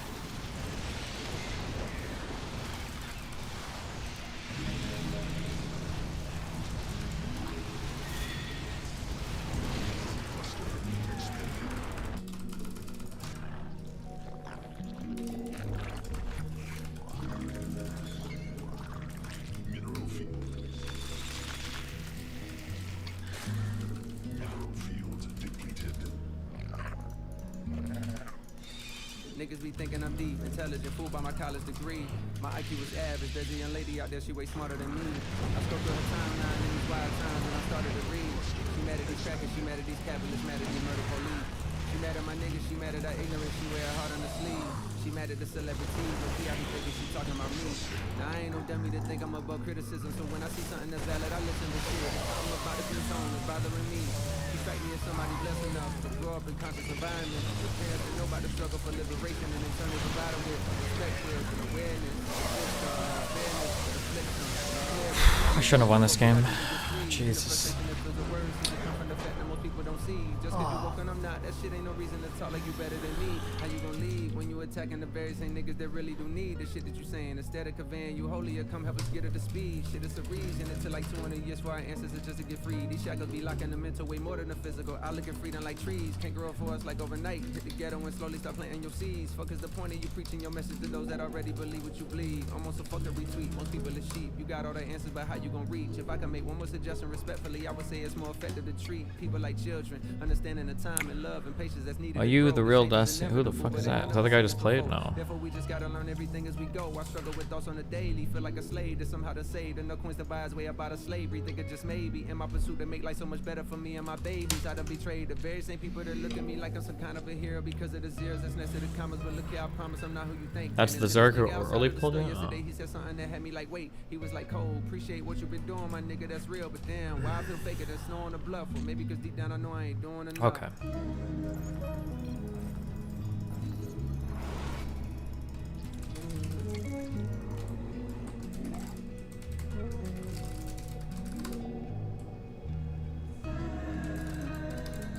What's up with the weird, like, there's like some dude, like some no-life guy who just like makes random accounts to like spam like the most retarded questions at me. I don't know why.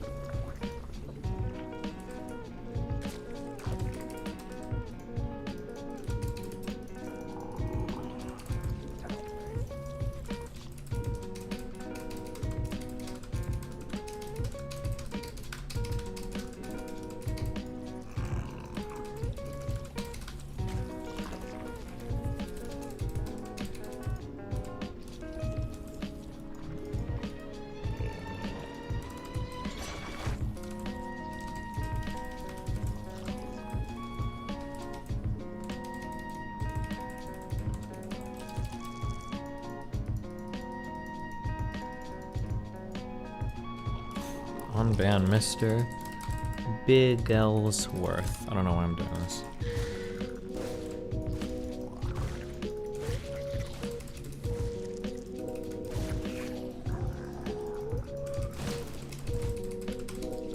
Swarm forces under attack.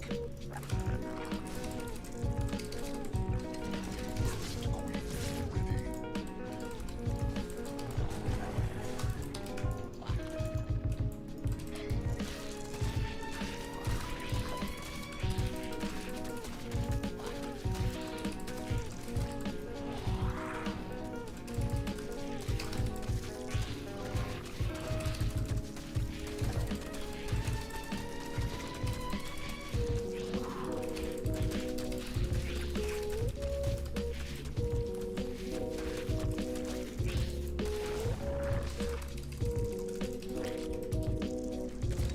Birth successful.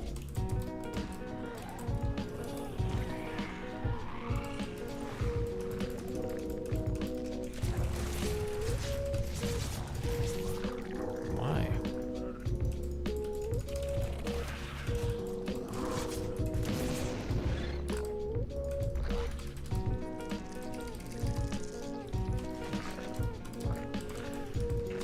Evolution complete.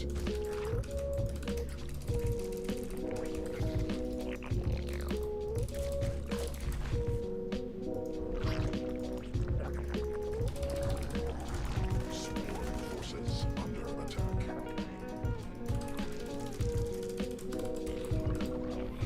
Swarm forces under attack.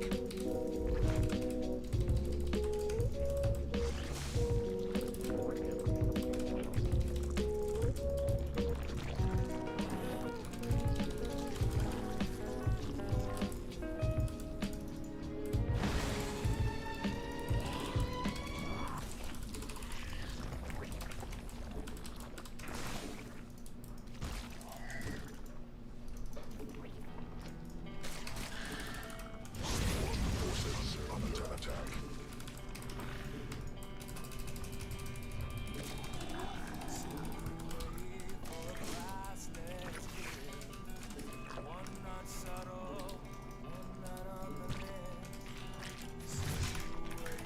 You can't cancel creep tumors? I think that was a change I put when I was still playing. Fuck.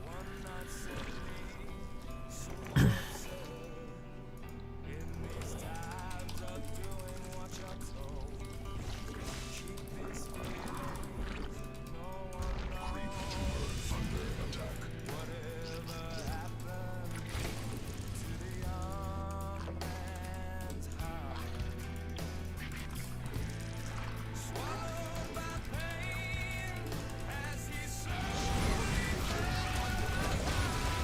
I shouldn't even get rewarded for that dog shit play.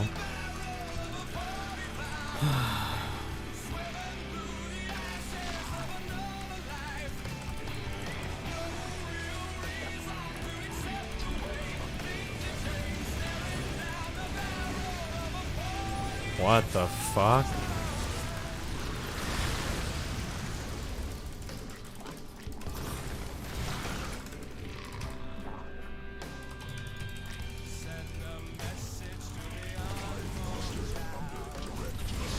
Is it? Do I just lose?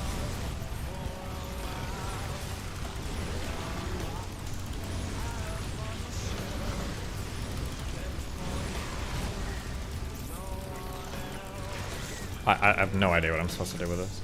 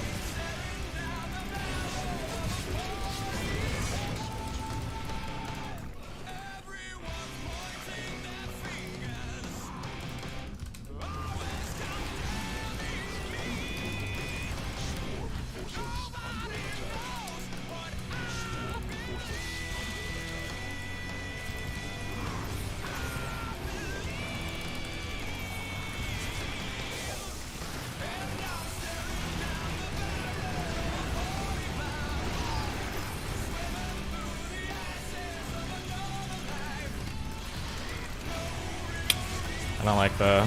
I hate the design of this unit. It feels so cringe. That you can like move back and forth without like any micro or whatever.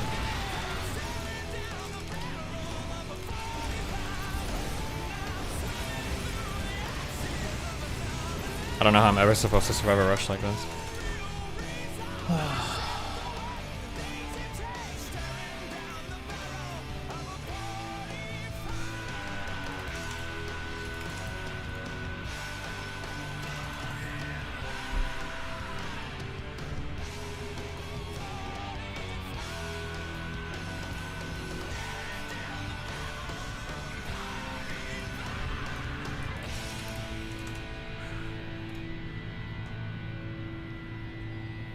You gonna try Age of Empires 4 again? Probably not.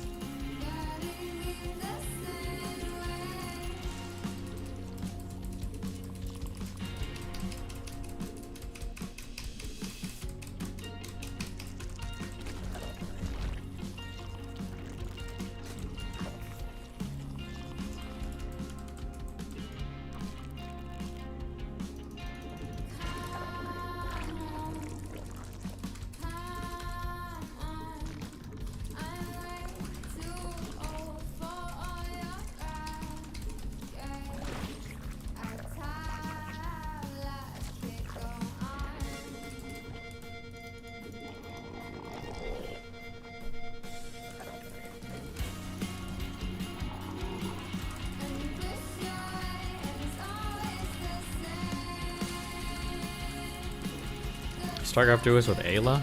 Does she even play StarCraft? That'd be pretty funny.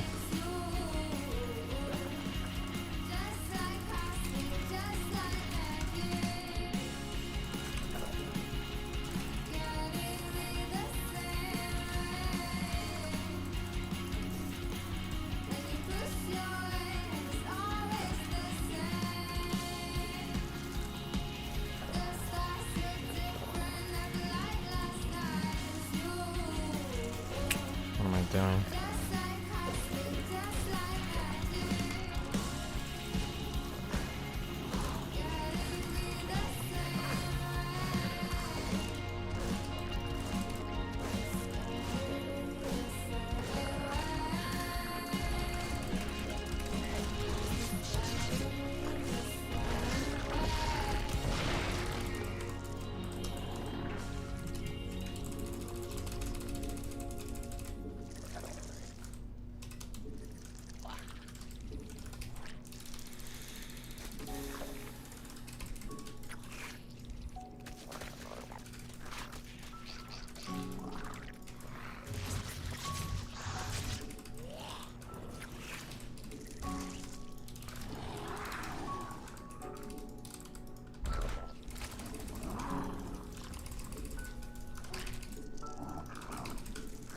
Chance you'd play EVE Online again? Probably never again, no. It's a huge, way too big a time investment. And it's like, I can do almost nothing on stream with EVE. Evolution complete.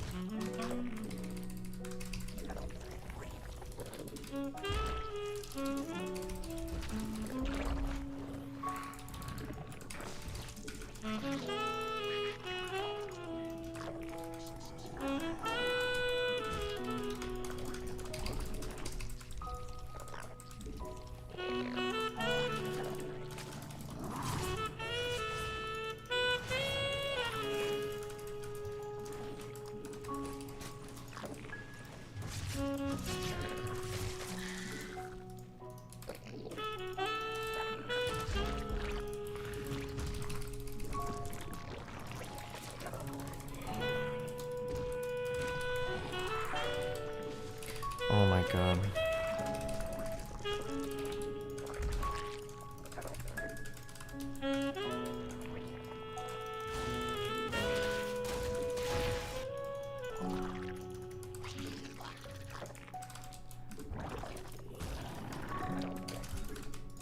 He scanned my base? It's gonna be some more really weird shit, right?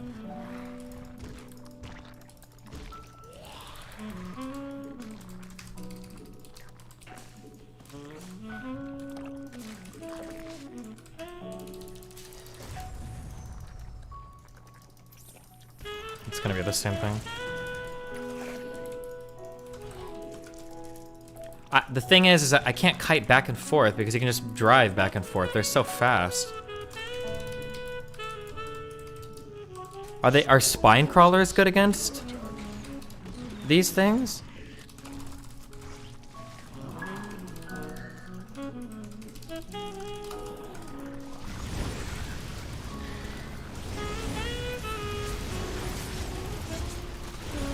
I just lose.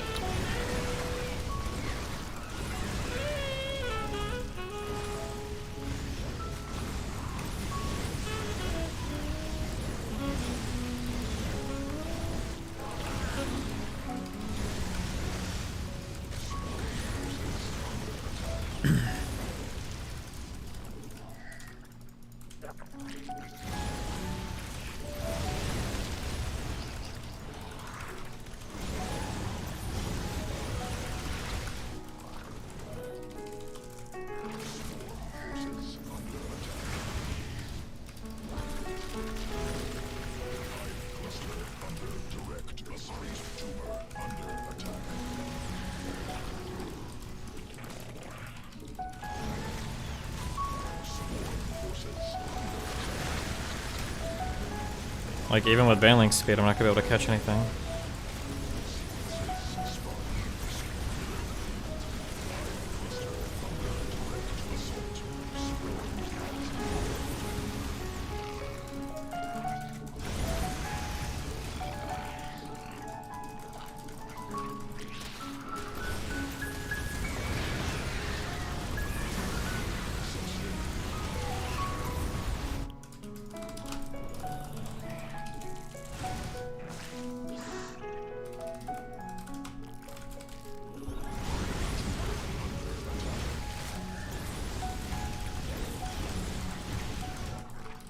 I should throw up a roach horn as soon as this shit starts. That's what I should do, maybe.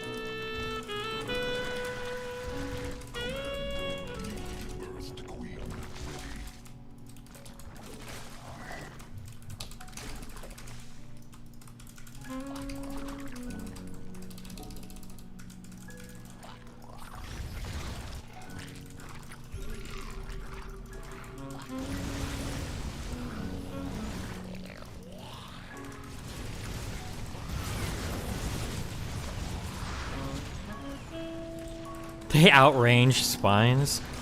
Okay.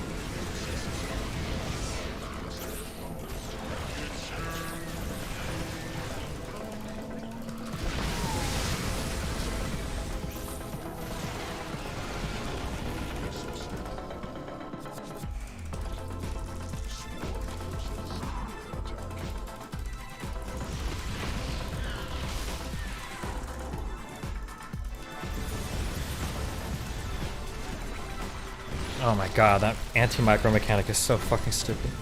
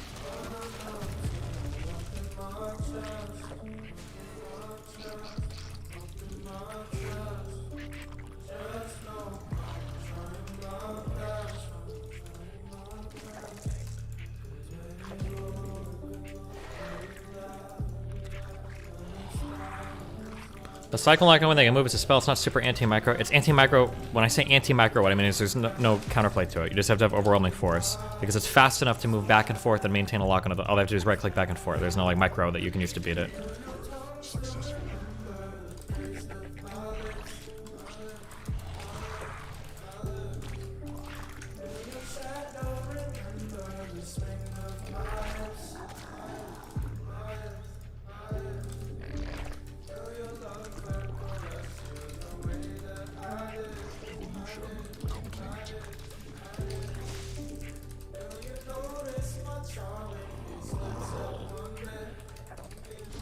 Jeez, that's fast.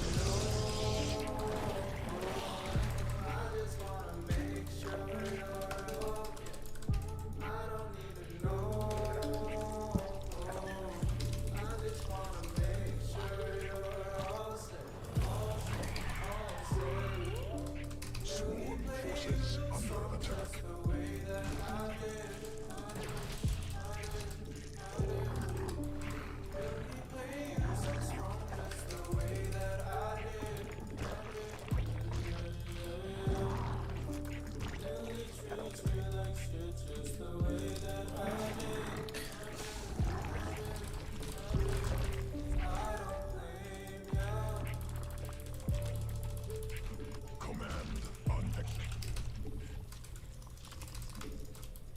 Command unacceptable.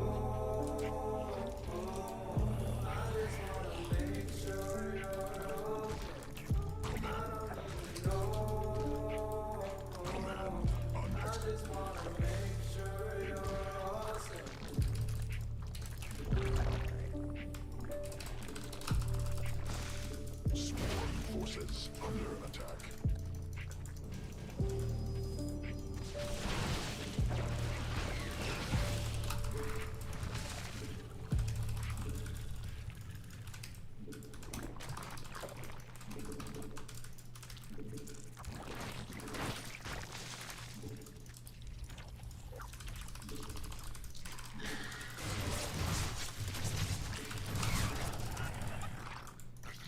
Sworn forces under attack.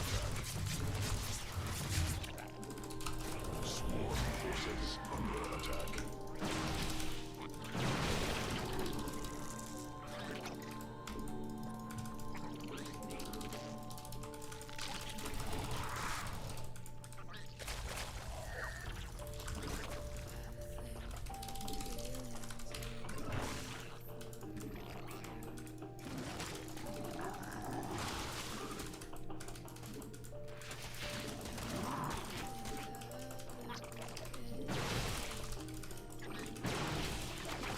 Does he have blink? Yeah.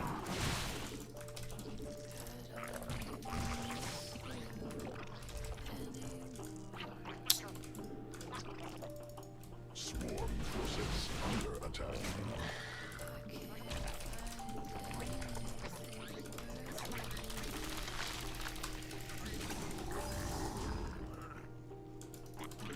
Drones under attack.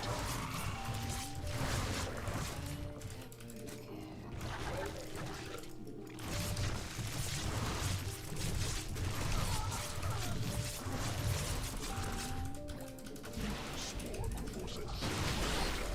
Good one. Command.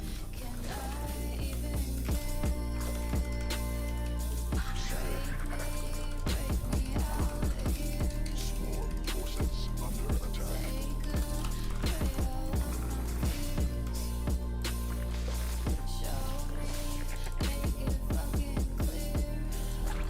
Sworn forces under attack.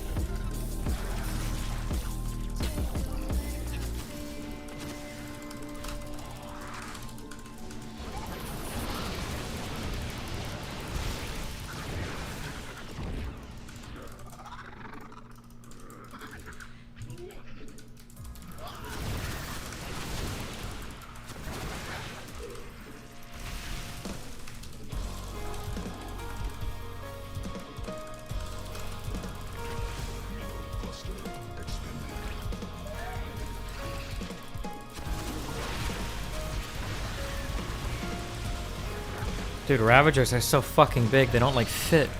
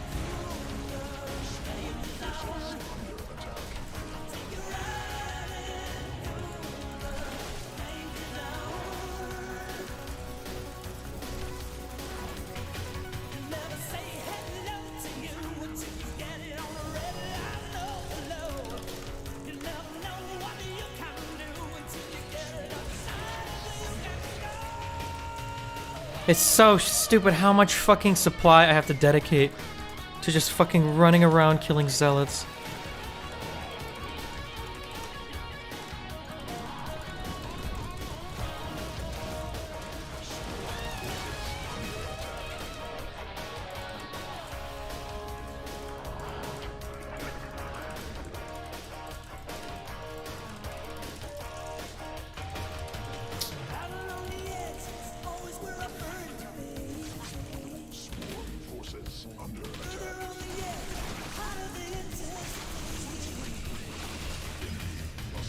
If those are DT, I think I just like lost again.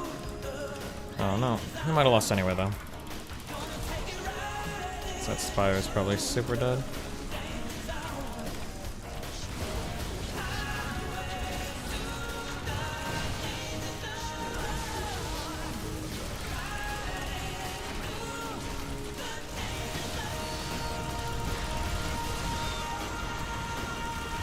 Oof.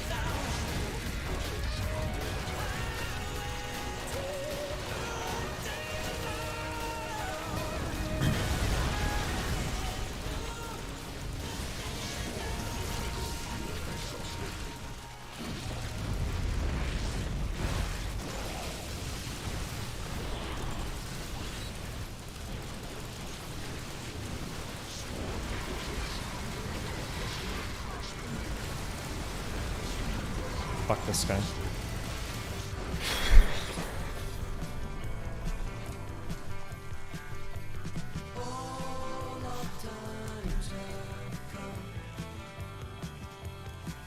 Okay, I think I have one more.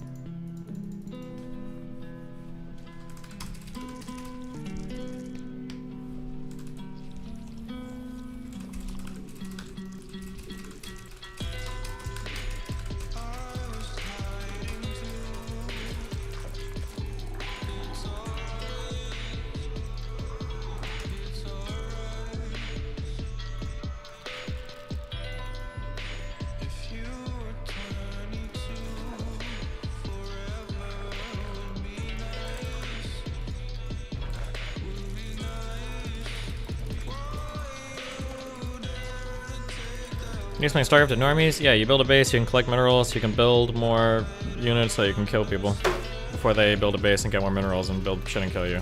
Boom.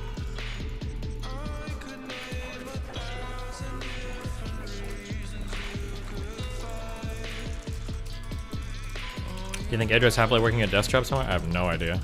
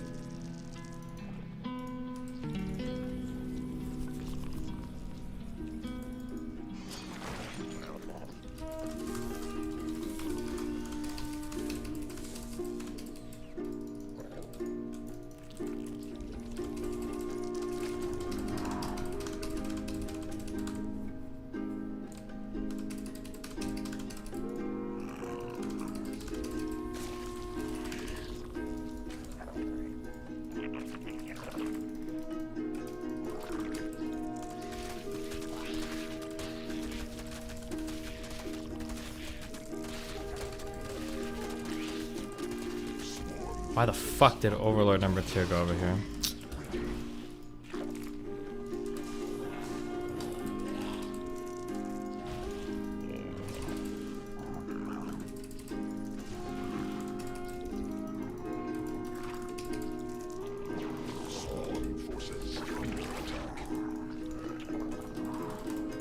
Why doesn't this guy do any Tempest harass? I don't understand.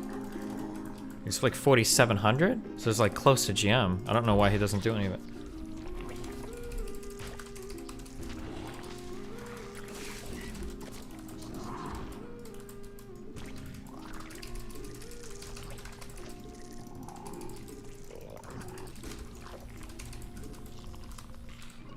Oh, there's one.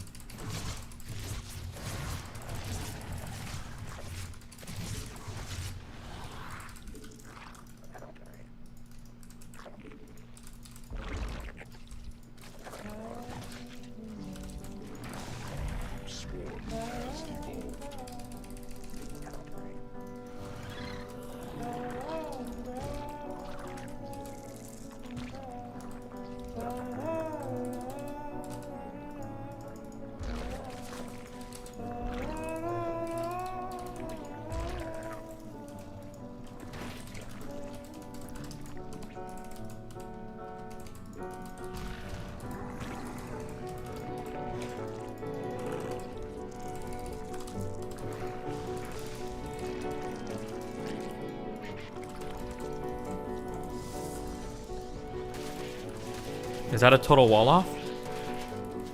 Oh, I'm about to get crazy all end.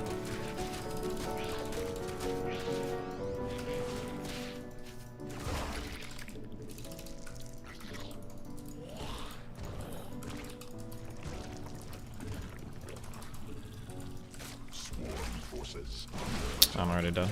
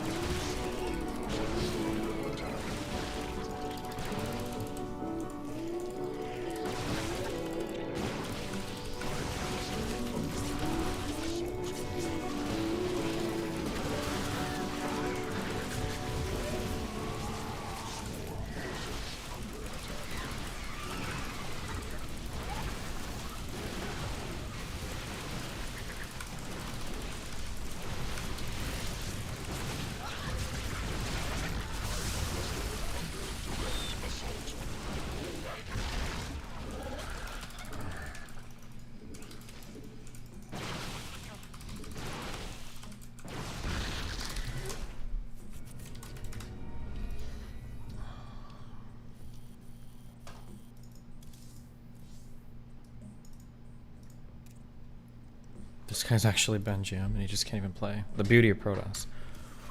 Crazy.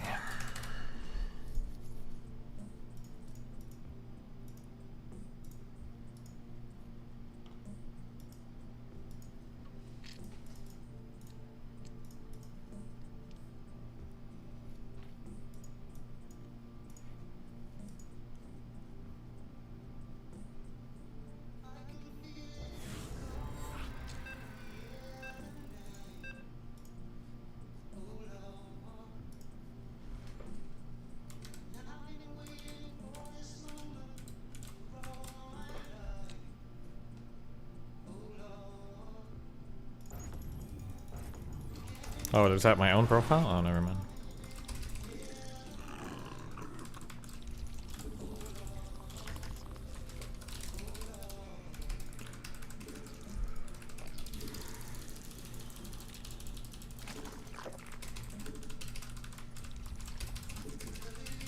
I mean, the point still stands.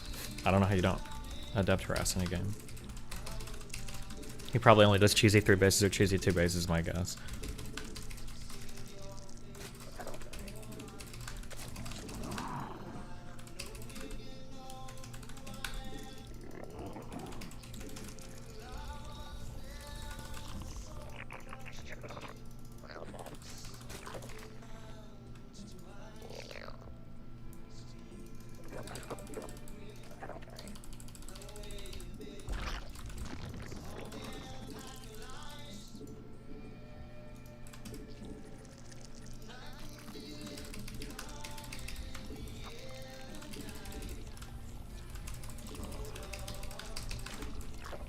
Hive cluster under direct assault.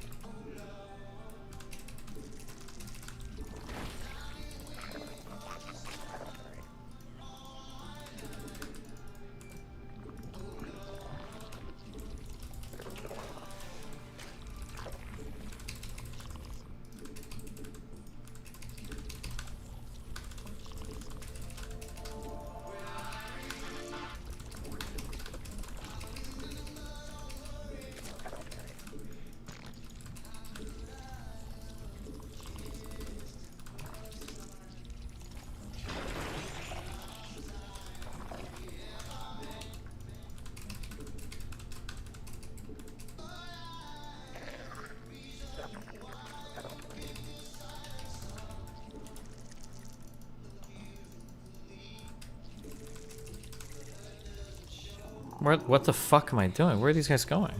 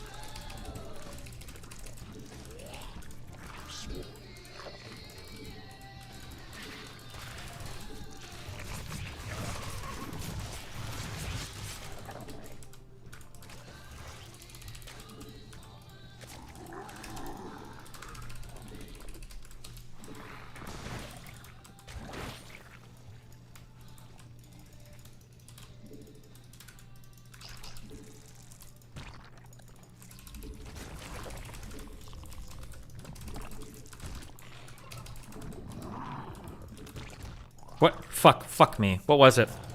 Someone just flew on the map. Was it the air things? It was the air things.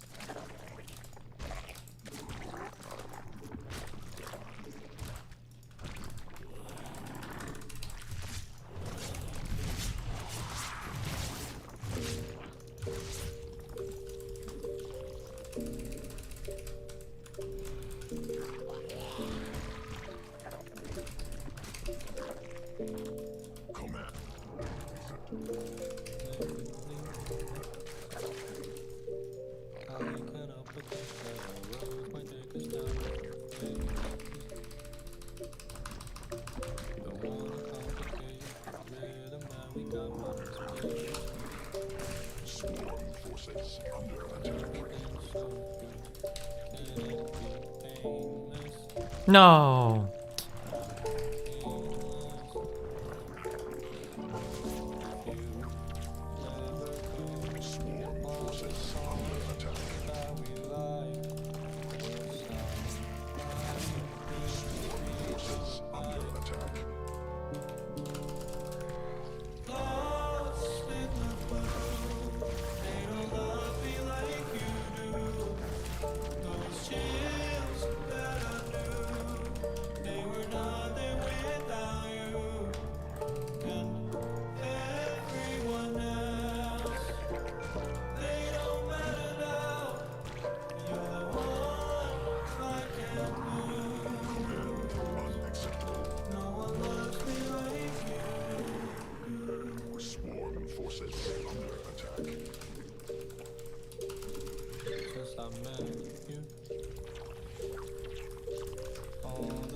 I'm dead.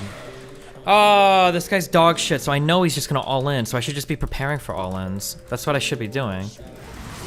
Like, it's not like he's gonna try to macro ever again. Hive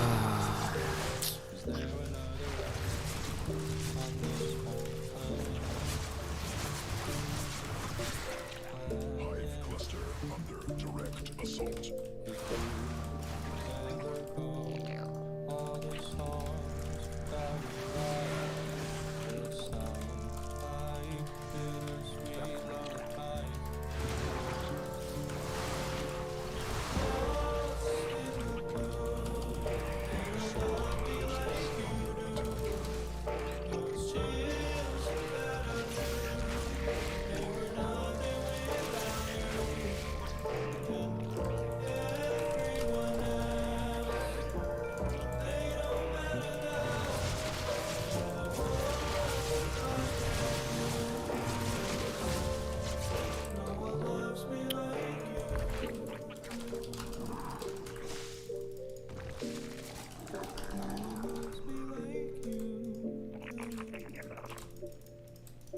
Sequences swarm mutated.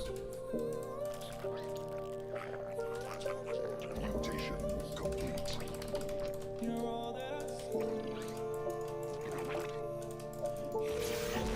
Good one.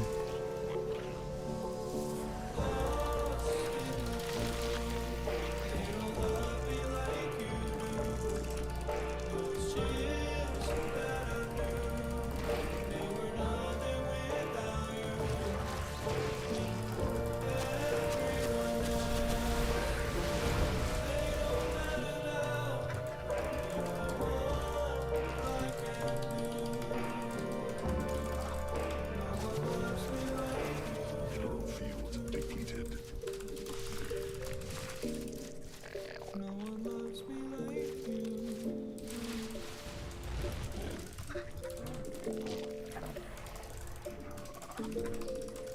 Mineral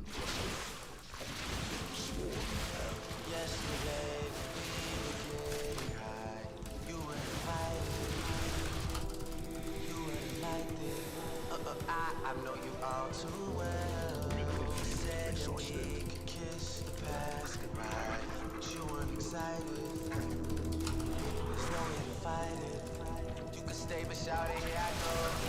Should I spend a weekend in Vegas? I'm living inside a moment. I take it pictures to say that. I mean, how could I forget? My memories never faded. I can't relate to these haters. My enemies never made it. I am still here with who I started with. The game needed life. I put my heart in it.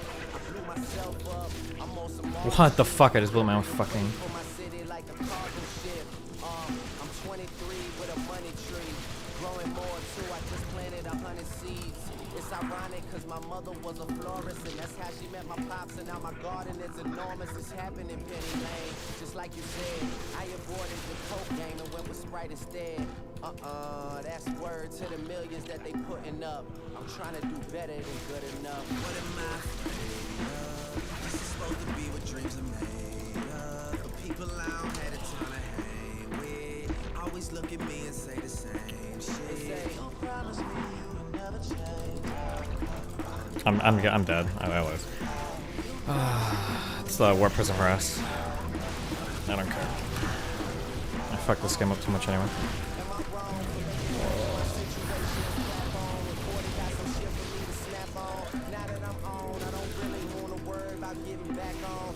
Trying to stay on, get my fucking buffet on. I heard they just moved my grandmother to a nursing home, and I be acting like I don't know how to work a phone. But here, y'all, you see that I just called some chick I met in the mall that I barely know at all, and this woman that I messed with unprotected, texted saying she wish she would have kept it. The one that I'm laying Oh my god. over and read it, man. I couldn't tell you where the fuck my head is. I'm holding on by a thread. It's like I'm high right now. The guy right now. Okay. You can tell by looking in my eyes right now that nothing really comes as a surprise right now. Cause we just having the time of our lives right now. What am I from? I shouldn't be able to win this off 3 base, I don't think. Big probe snipe. Always look at me and say the same shit.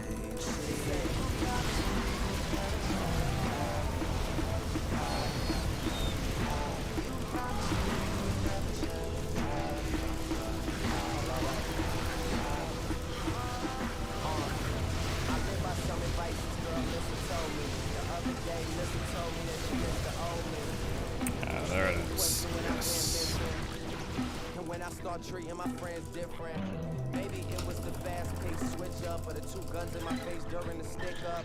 Maybe cause the girl I thought I trusted was who set the whole shit up, but the fact I haven't seen them since they locked Big Rich up, I know. At the same time, I'm quick to forget. I'm about to roll me up a blunt with my list of regrets. Burn it all, I'm starting it fresh. Cause half the time I got it right, I probably guess. Shouldn't have made these big ass fucking dumb fuck units. Will I blow all of this money, baby? Hammer time. Yeah. I just need some closure. Ain't no turning back for me. I'm in it till it's over.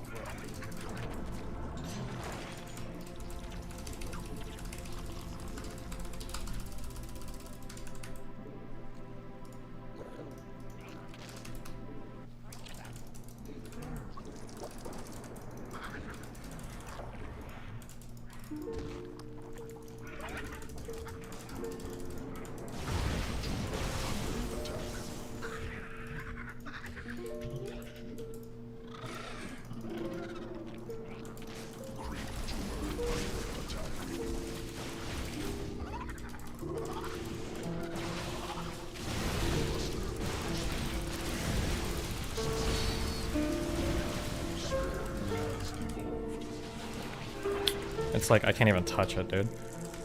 I just built a bunch of Hydras. I think they're all gonna get melted instantly. He just has to A move and it's over.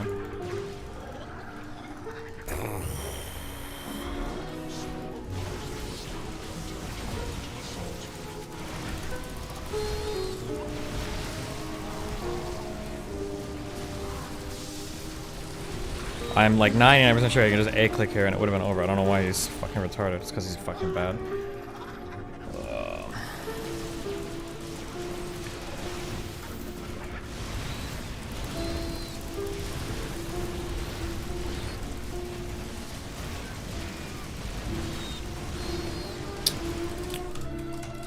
Alright, be back tomorrow.